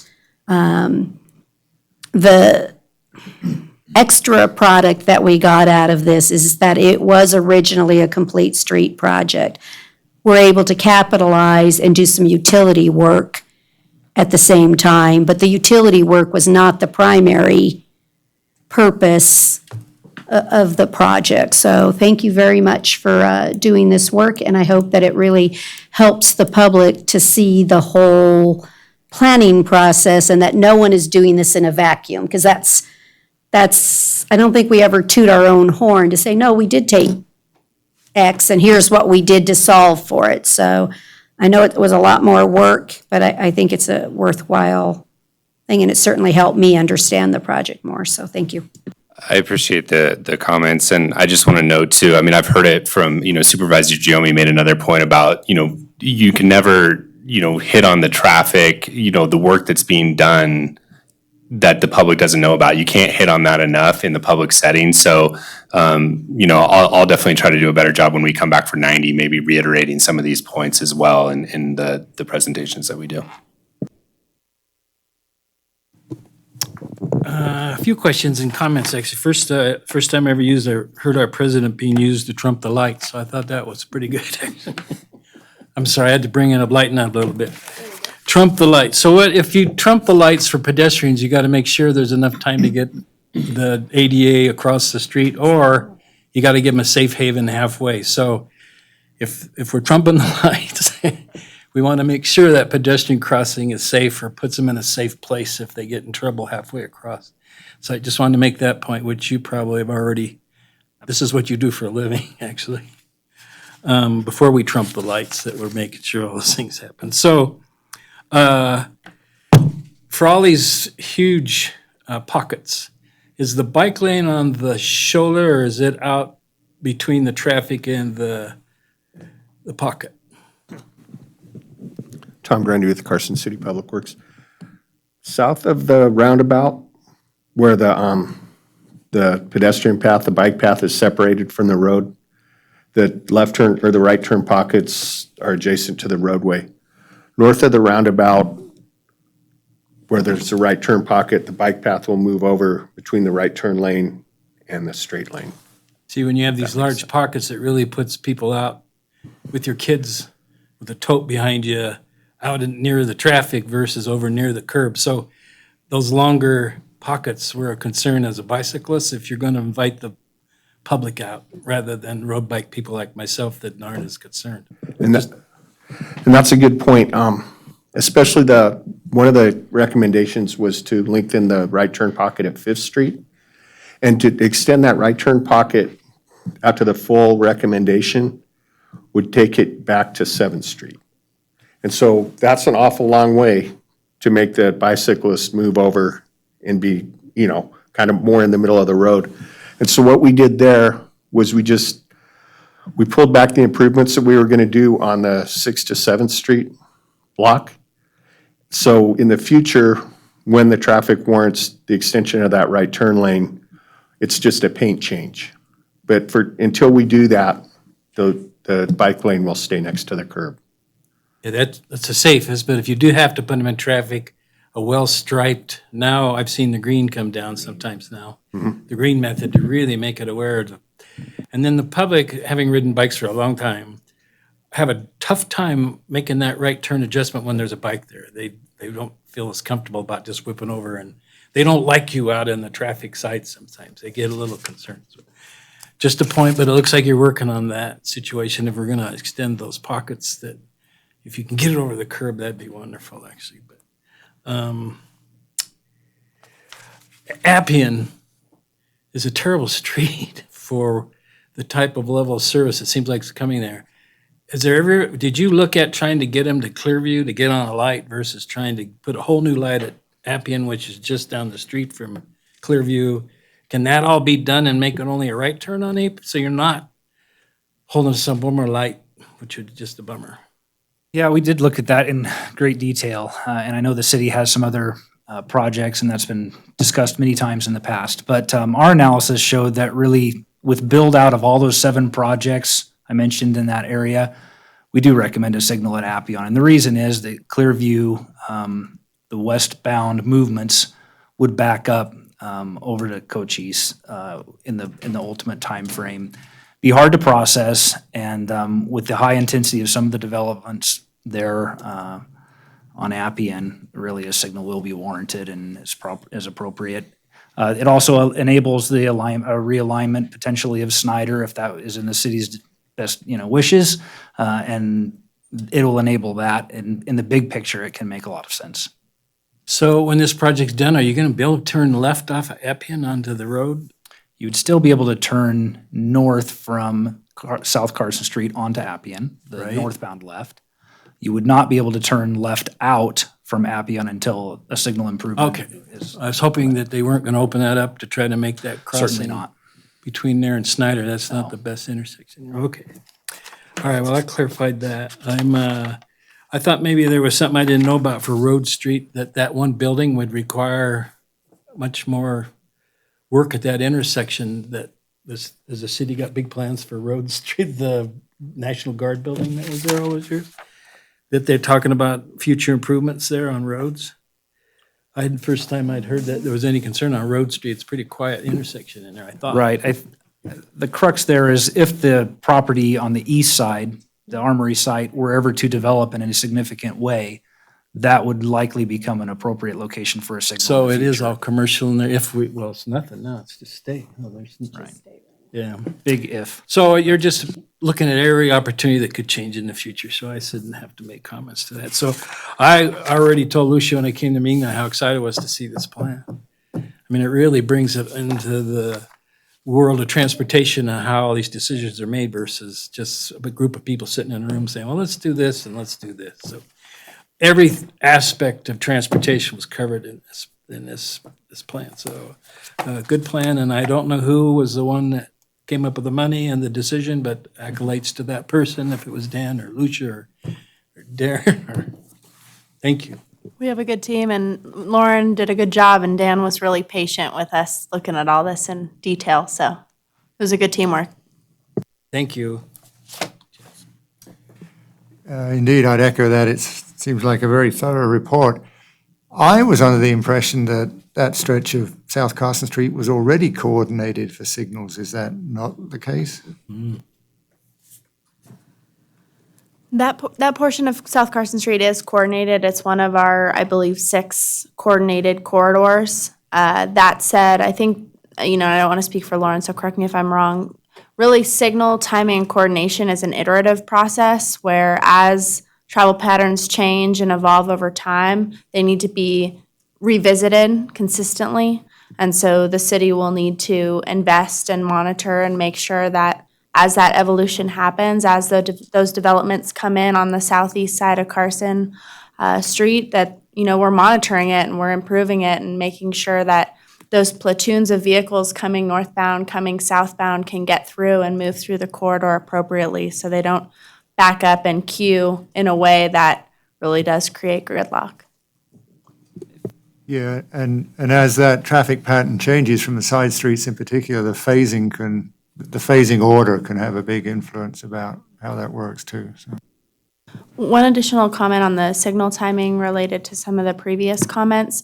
We are in sort of a transition related to volumes. There's a lot of time of the day, probably 23.25 hours of the day, where it's not necessarily needed to have a timing plan, where if there's a timing plan but there's no one there, you don't want to be waiting at the red for the phases to go through. So most of the day we do run our signals in what's called free.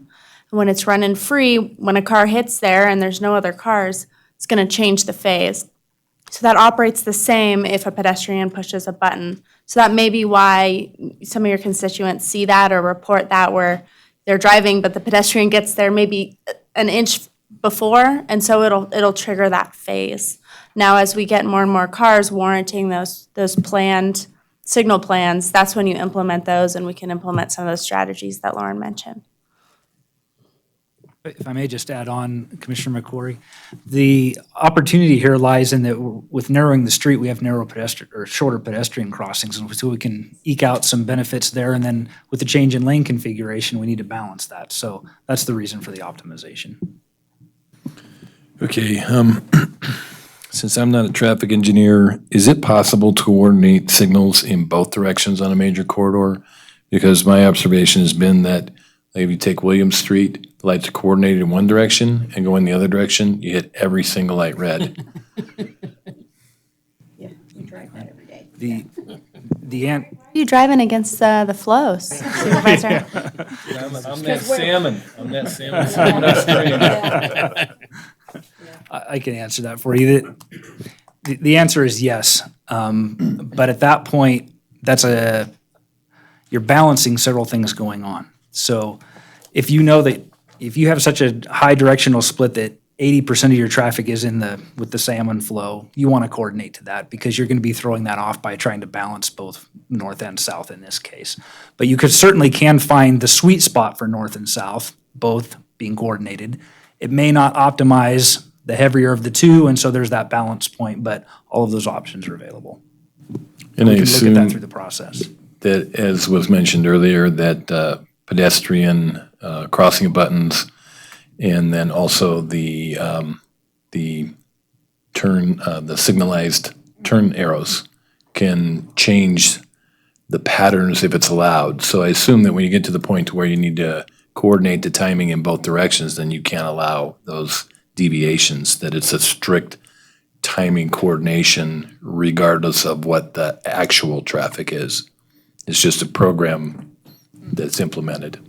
I'm really going to go traffic engineer on you now. You lit me up here. So the short story is what you have to do is put a maximum on the cycle length.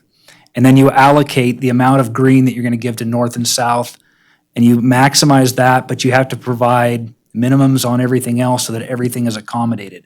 Within that total cycle length, things can be adjusted. They can be traffic reactive.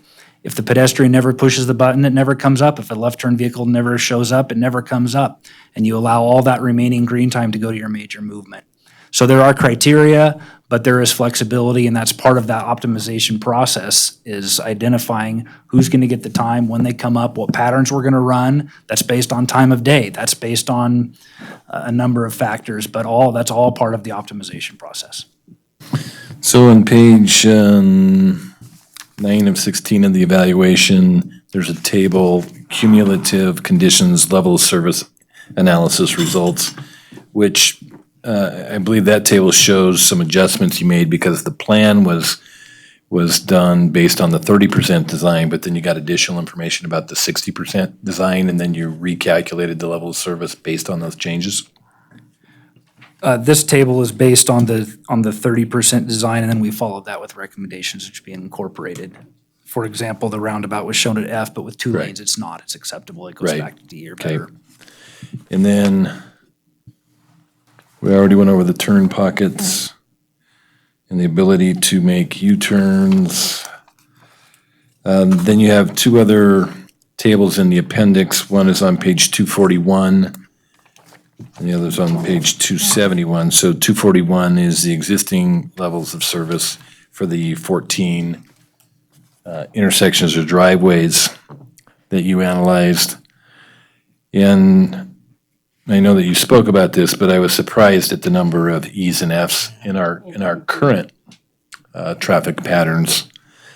And then when you look at page 271, the 2040 cumulative conditions levels of service, there's a lot of F's on that page.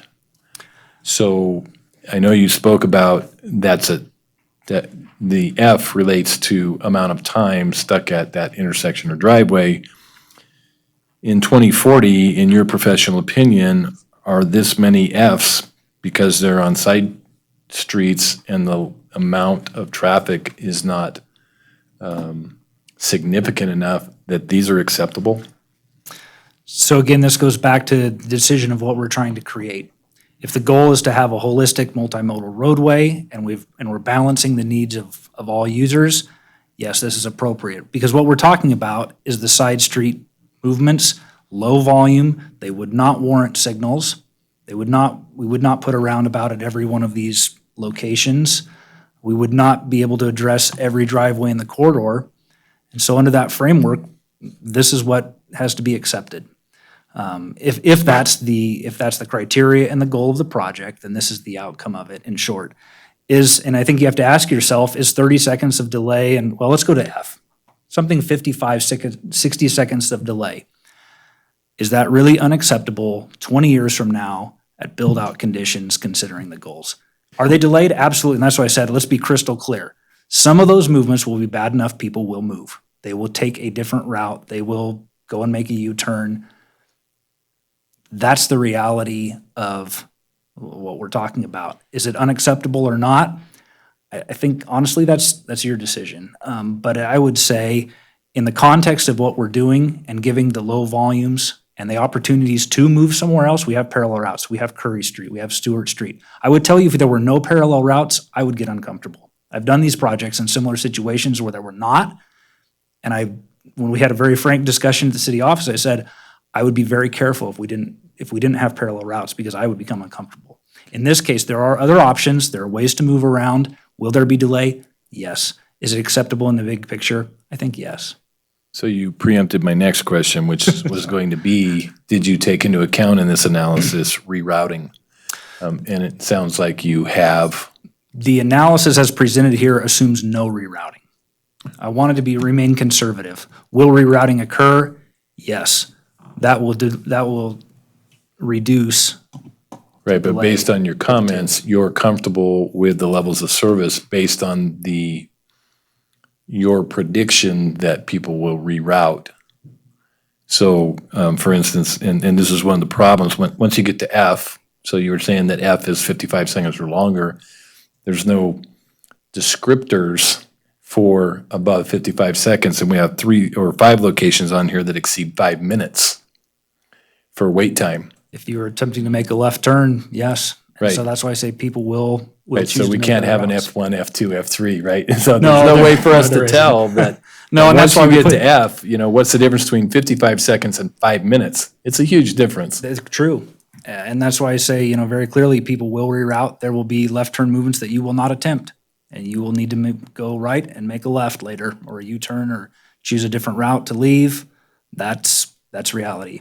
But you're comfortable that this is a good plan and that in 2040, we're going to be able to accommodate our traffic patterns and volume of traffic based on this plan?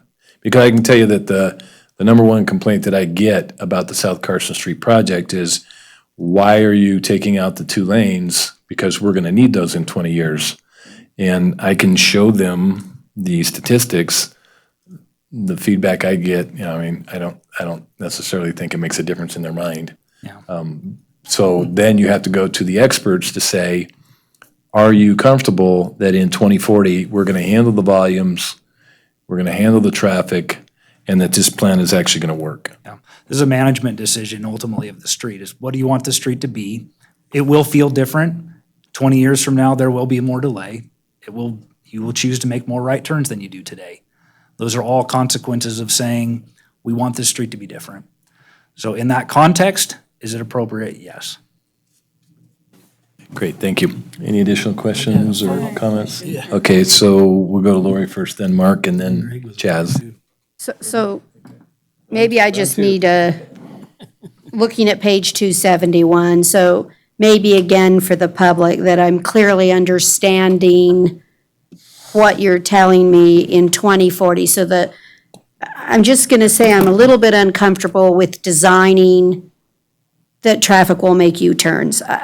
I'm not a big U-turn fan, especially what you're trying to tell me is at peak, I'm sitting at F, and then I'm going to have frustrated drivers who will find an alternative, of which one will be travel up a little bit further and flip a U-ey to be able to get your turn.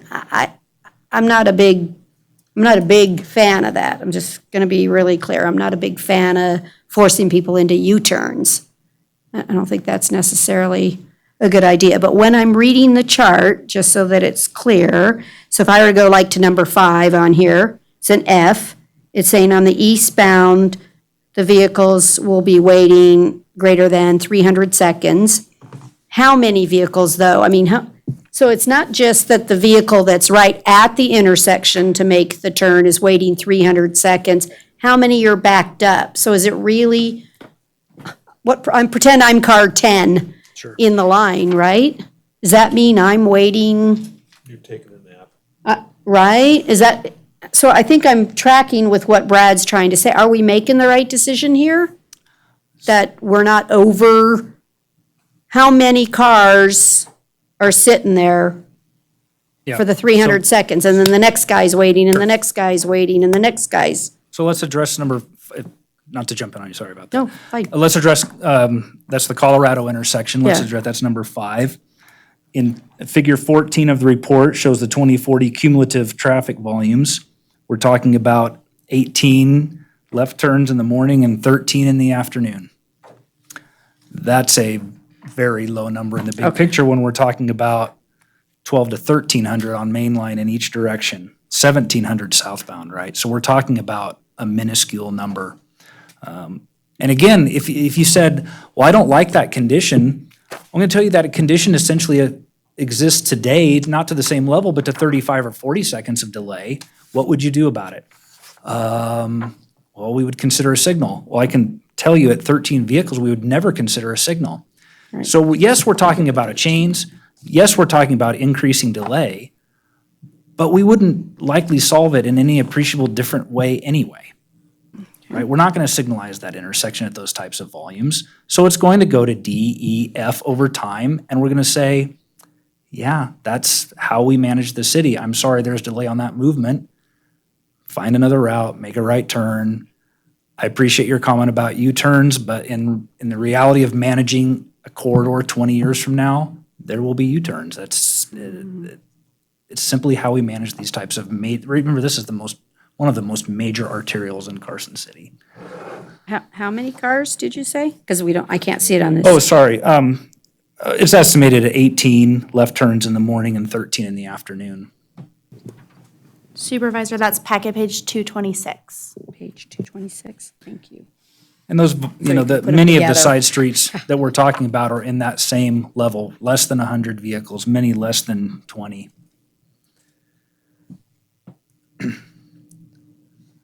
So maybe just, which one's the worst? So which intersections, if we were to look at all of this, so what's the worst-case scenario that you're projecting in the model? Because maybe that would help the public too, to say, okay, the worst stack-up of cars that we would get being delayed, that's gonna, is 258? You picked it pretty well there. I think you got it, actually. Tried. Like, am I reading this right? Colorado's less than 20, Sonoma's less than 15, Moses is less than 20.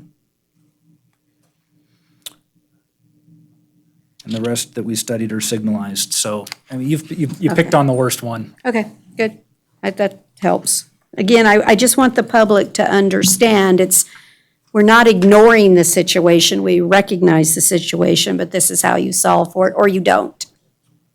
Right? It's fair and honest to say. That's right. You're right, it's only 18 or 13 vehicles, and it's not all at the same moment in time. I'm gonna guess it's close to the same moment in time. Spread though. over an hour. They're going, right, they're going to work, or right. Right. Okay, thank you. That helps. My first question is that NDOT, I was at a meeting and they were actually excited because they now have the blinking yellow left turn, so you don't get stuck at the intersection. Wouldn't that have an impact on the ability to turn left if you have the blinking yellow so people can cross at any time versus waiting for the green line? We're talking about, in this particular case, unsignalized intersections.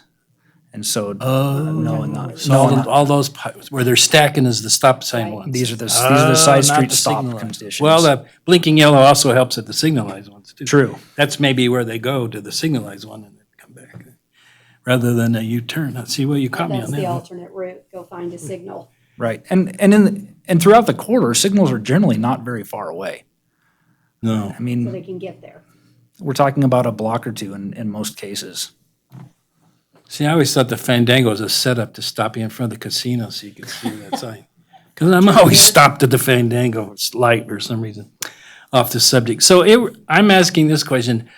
I don't see any reason or difference between a 4-lane or a 6-lane when it comes to these turns.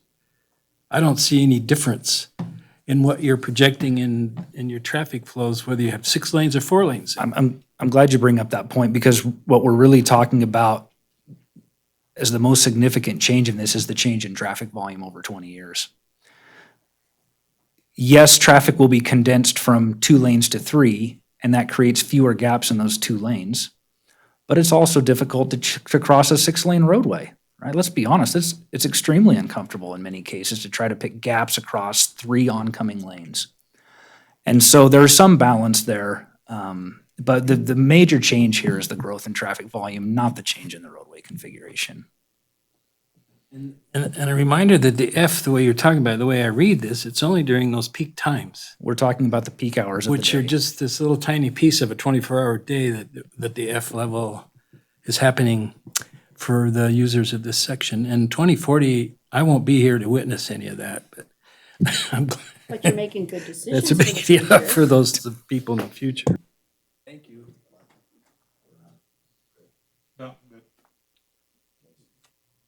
Mark actually stole my question, but between the 4-lane and 6-lane configuration, do you have any estimate of how the gaps differ? In other words, is there a percentage that it would be, instead of waiting over 300 seconds, you would be waiting 280 seconds, sort of? I mean, is there any? Do you have that sort of data?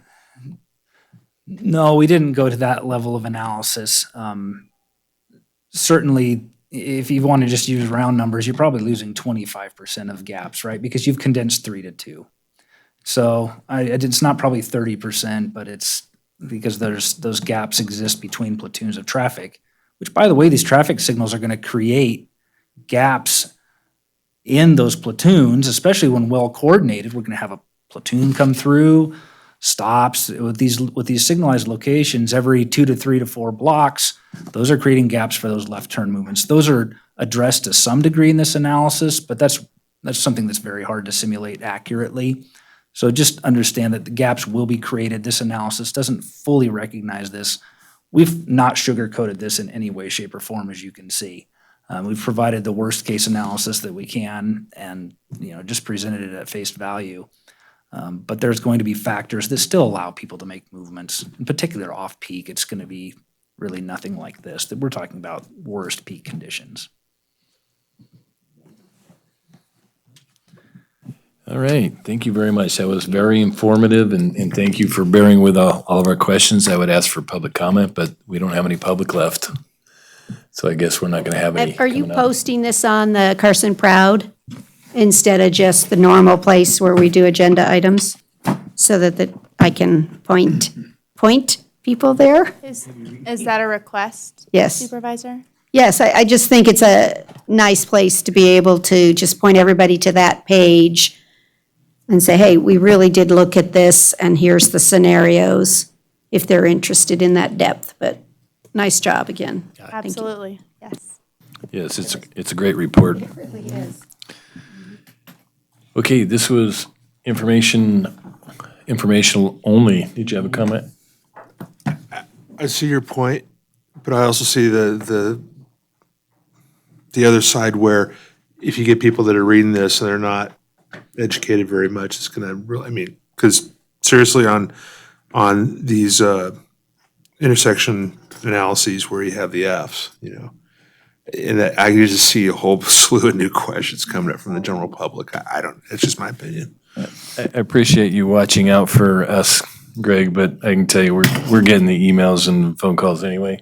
So it's an educational opportunity. Like, the more people that read it and don't understand it and contact us, it gives us an opportunity to kind of walk through it with them and explain it to them. And I'd rather do that now than after the road's built.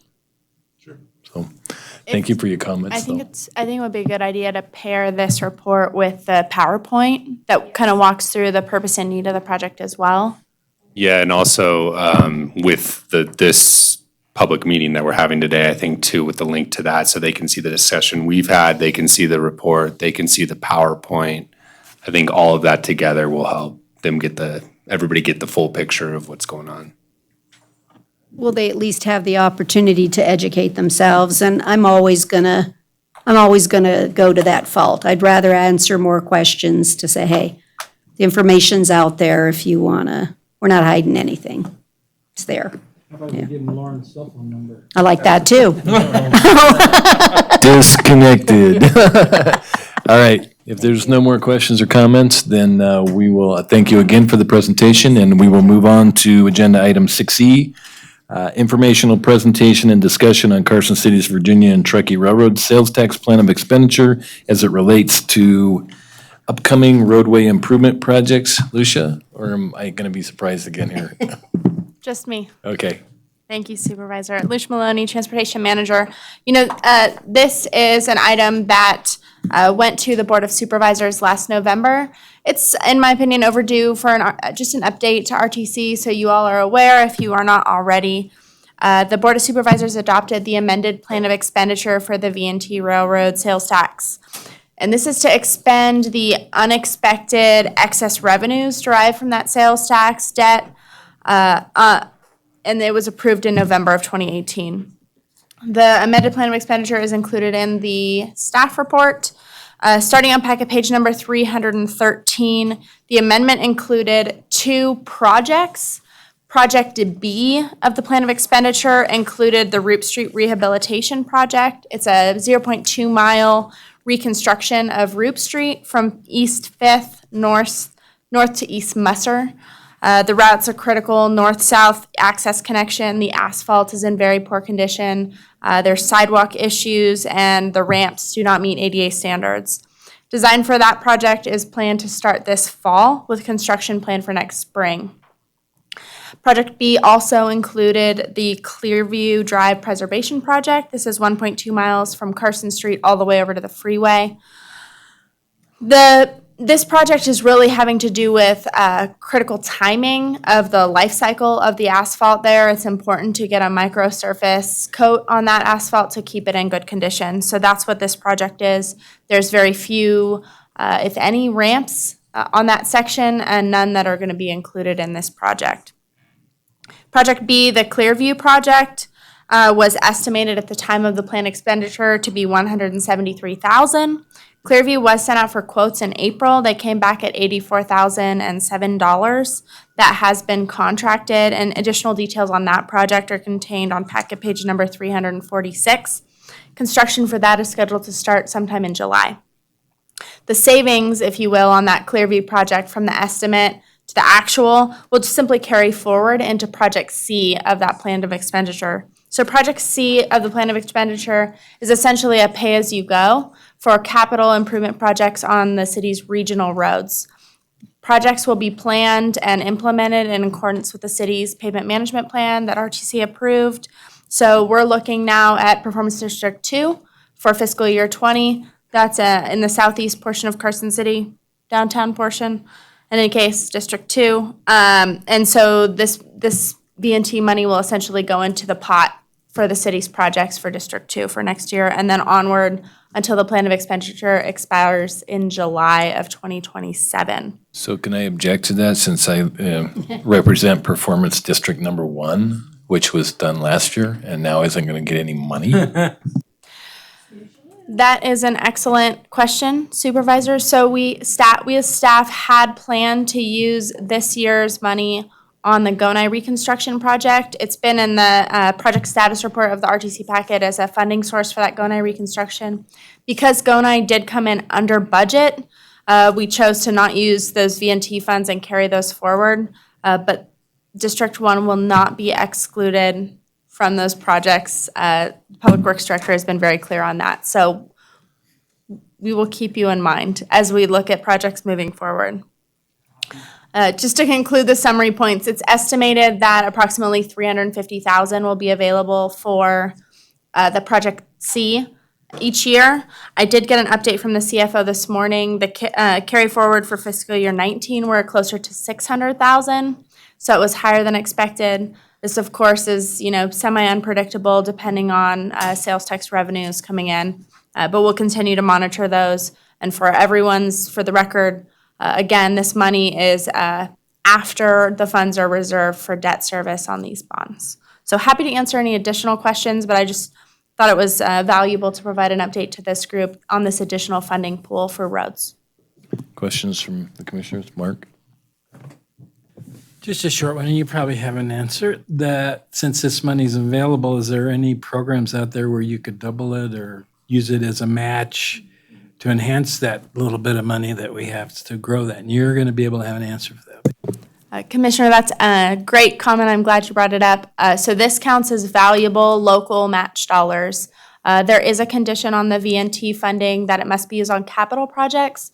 So the way the city categorizes, we would never use this money on like a slurry seal, but a micro seal or a mill and overlay or full reconstruction are considered capital projects. So potentially this could be used as match for like a STBG grant funding for a bigger project for Carson City. Any other comments or questions? Just a reminder that this tax it has a sunset and ending provision, so it's a good fix for a few years, a small amount of money, which seems big, but not in road world.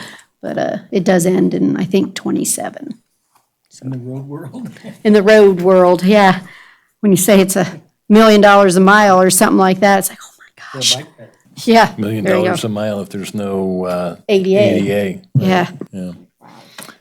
All right, last call for questions, comments.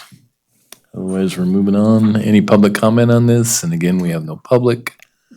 So moving on, we are now on agenda item 6F for possible action, discussion and possible action regarding an interlocal agreement between Carson City and Douglas County, through which Carson City staff will provide technical support and maintenance of traffic signals and lighting in Douglas County, and authorizing the transportation manager to execute the document. Lucia. Thank you, Mr. Chair.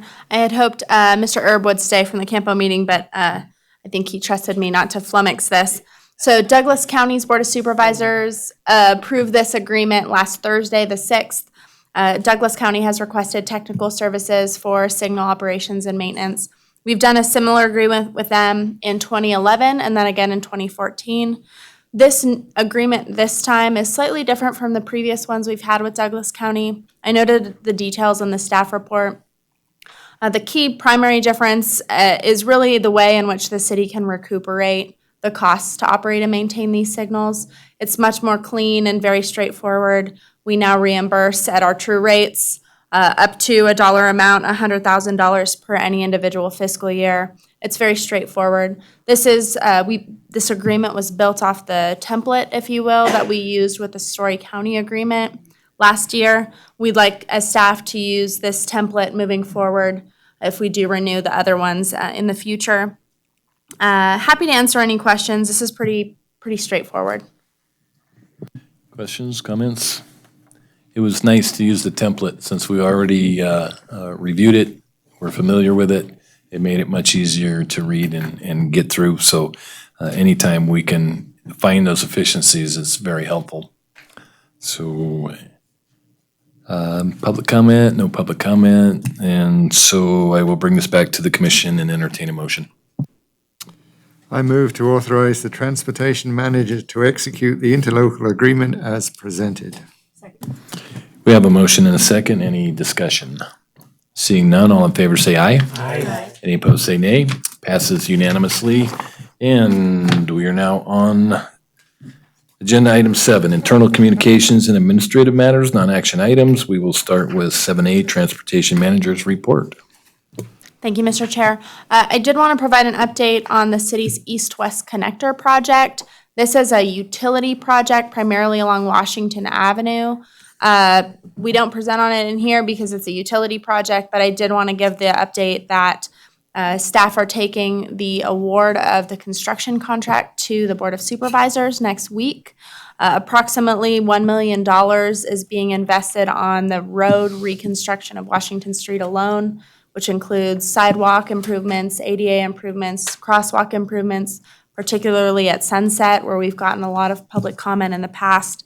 So this is a really good, another example where we're doing a dig once approach for roads and utilities at the same time. So that'll be moving forward. Construction will start this summer.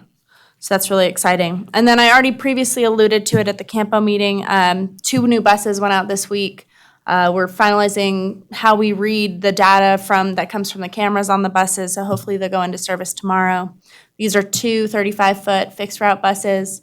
They were awarded with the 5339B FTA grant funds that were announced at the same time as the Tiger grant. So it takes a period of time to order these buses and get them in, about 10 months. So long overdue, and we're really excited for those. That concludes my report. Any questions on the report?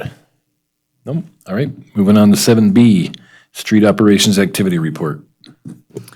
Thank you, Mr. Chair. Street operations activities on item 7B are for April of 2019. Just start at the top and hit the highlights for you. We did do 209 blocks of sealant for crack seals. These were primarily in the Oak Ridge Drive part of town. Down in tree care chemical treatment, you'll see a note about the elm trees and the elm beetle that we talked about last month. At that time, I reported that we had completed all of the trees. That statement is still true. The way that the month was broken out, this was done at the same time, but it was, a day or 2 later. And so I didn't lie to you.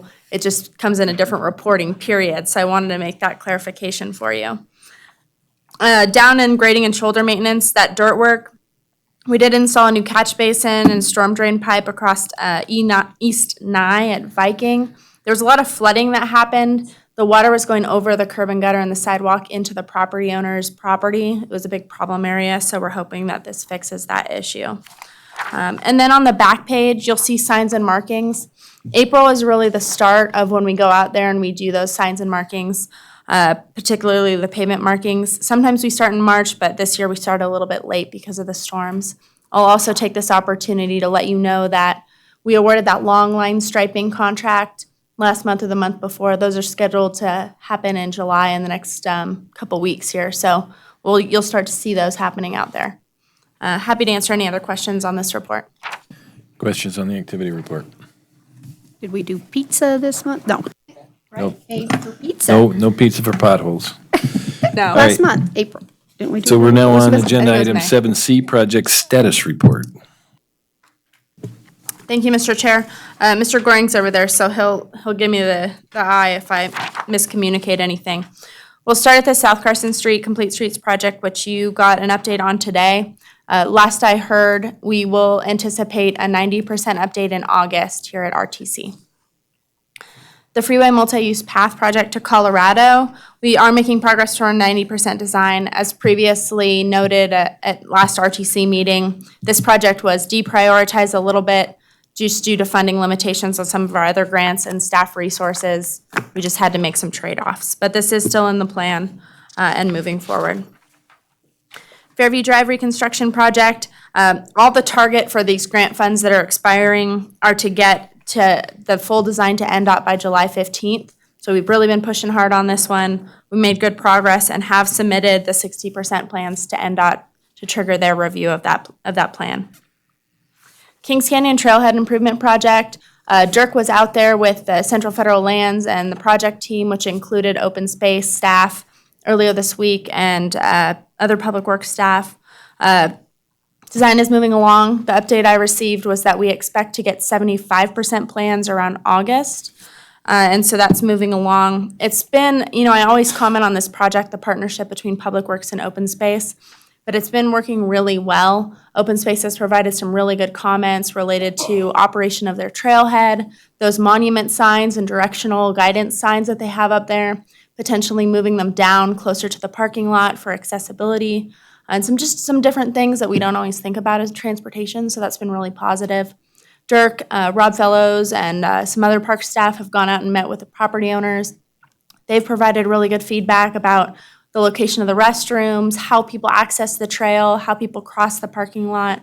It's been really insightful, and Dirk's done a good job of incorporating those comments and talking with Central Federal Lands on how to make this project appropriate for Carson City. So that's moving forward in a really positive way. Can we go back to the Fairview Drive reconstruction project? So you said that 60% plans were submitted to NDOT for review and 90% plans were scheduled to be submitted by July 15th. So if they're reviewing the 60% plans and we're working on the 90% plans, is there a communication going on?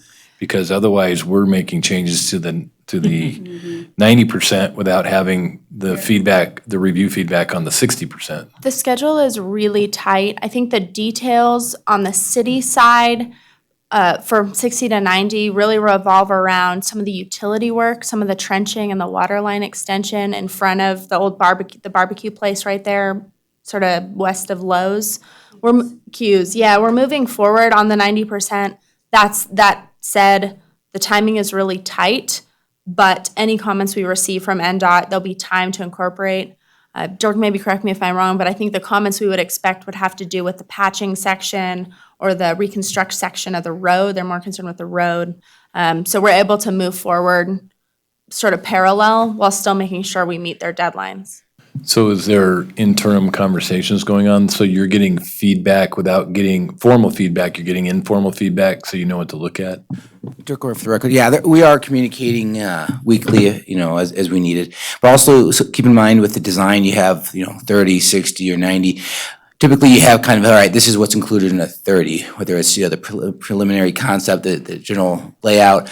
Then as you move forward, you're like, all right, well, now we're going to start working on cross slopes or drainage or grades. And so all these are kind of more industry standards with what's included in the different design packages. So as you progress from 60 to 90, you're almost kind of moving on to different elements of the design. And so that when you come back, the comments that we get from NDOT are usually tweaks. And a lot of times, as you kind of alluded to, if there are comments, they'll let us know over the phone or over email fairly quickly, and we can kind of work them into the design. Great, thank you. Sorry about the interruption. That's great. Please do interrupt. The Stewart Street pedestrian signal project, you've probably seen them out there. As I understand, the contractor finished maybe yesterday or the day before. NDOT came in and they helped us out with some of the ramps at Little Lane. There's been some discussions, and it's been a good partnership with working through some of these, real-time construction challenges. So hoping to wrap that up. I don't know, what do you say, Dirk? This week, next week, soon? Waiting for the road report. We'll see. Excellent. The CDBG College Parkway Improvements Project, we talked about that earlier this evening. Same with the Edmonds Sports Complex multi-use path.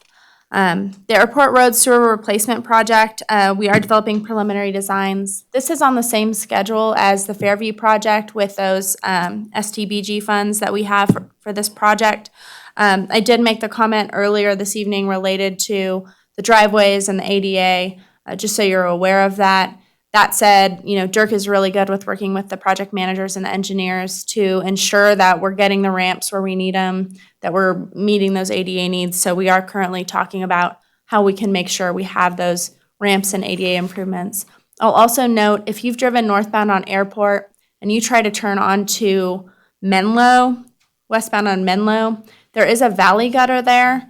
That is a transit route. It's been highly problematic for the 35-footers. The back of the bus drags, and we're losing maybe 6 brackets a month on that valley gutter, on that turn. They have to be really slow, really careful, and so we're hoping to clean up that. You'll see that bump now that I've told you if you drive out there. We're hoping to clean that up with this project as well. That's one of those alternate routes that everyone has talked about. Yes.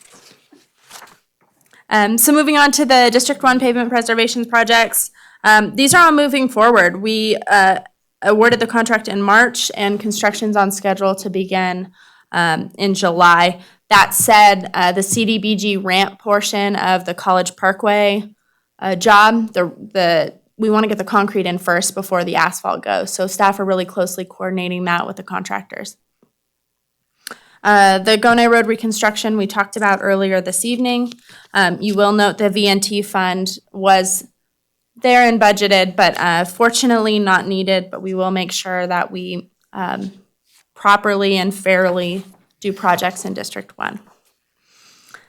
District 1 street lighting, we have been working closely with NV Energy. They have their process, it just takes time, but there's 2 locations identified for additional street lighting, as you know.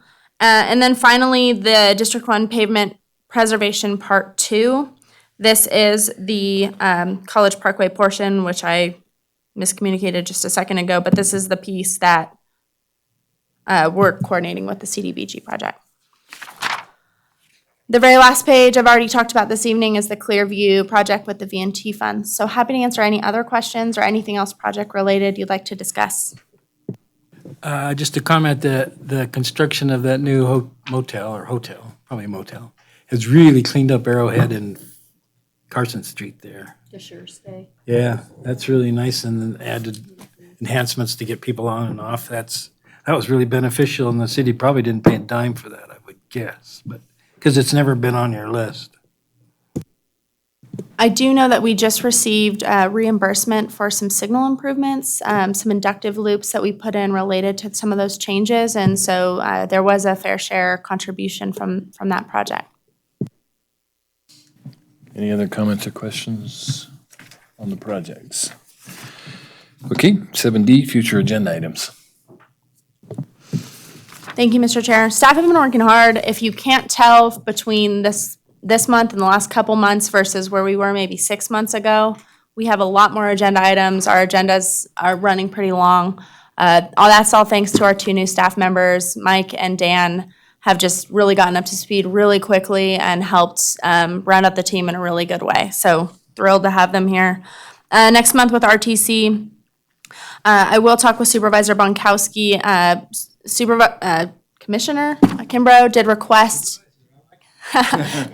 potentially an informational presentation on road funding, so it may or may not come next month or in a future month. It is on the list, though.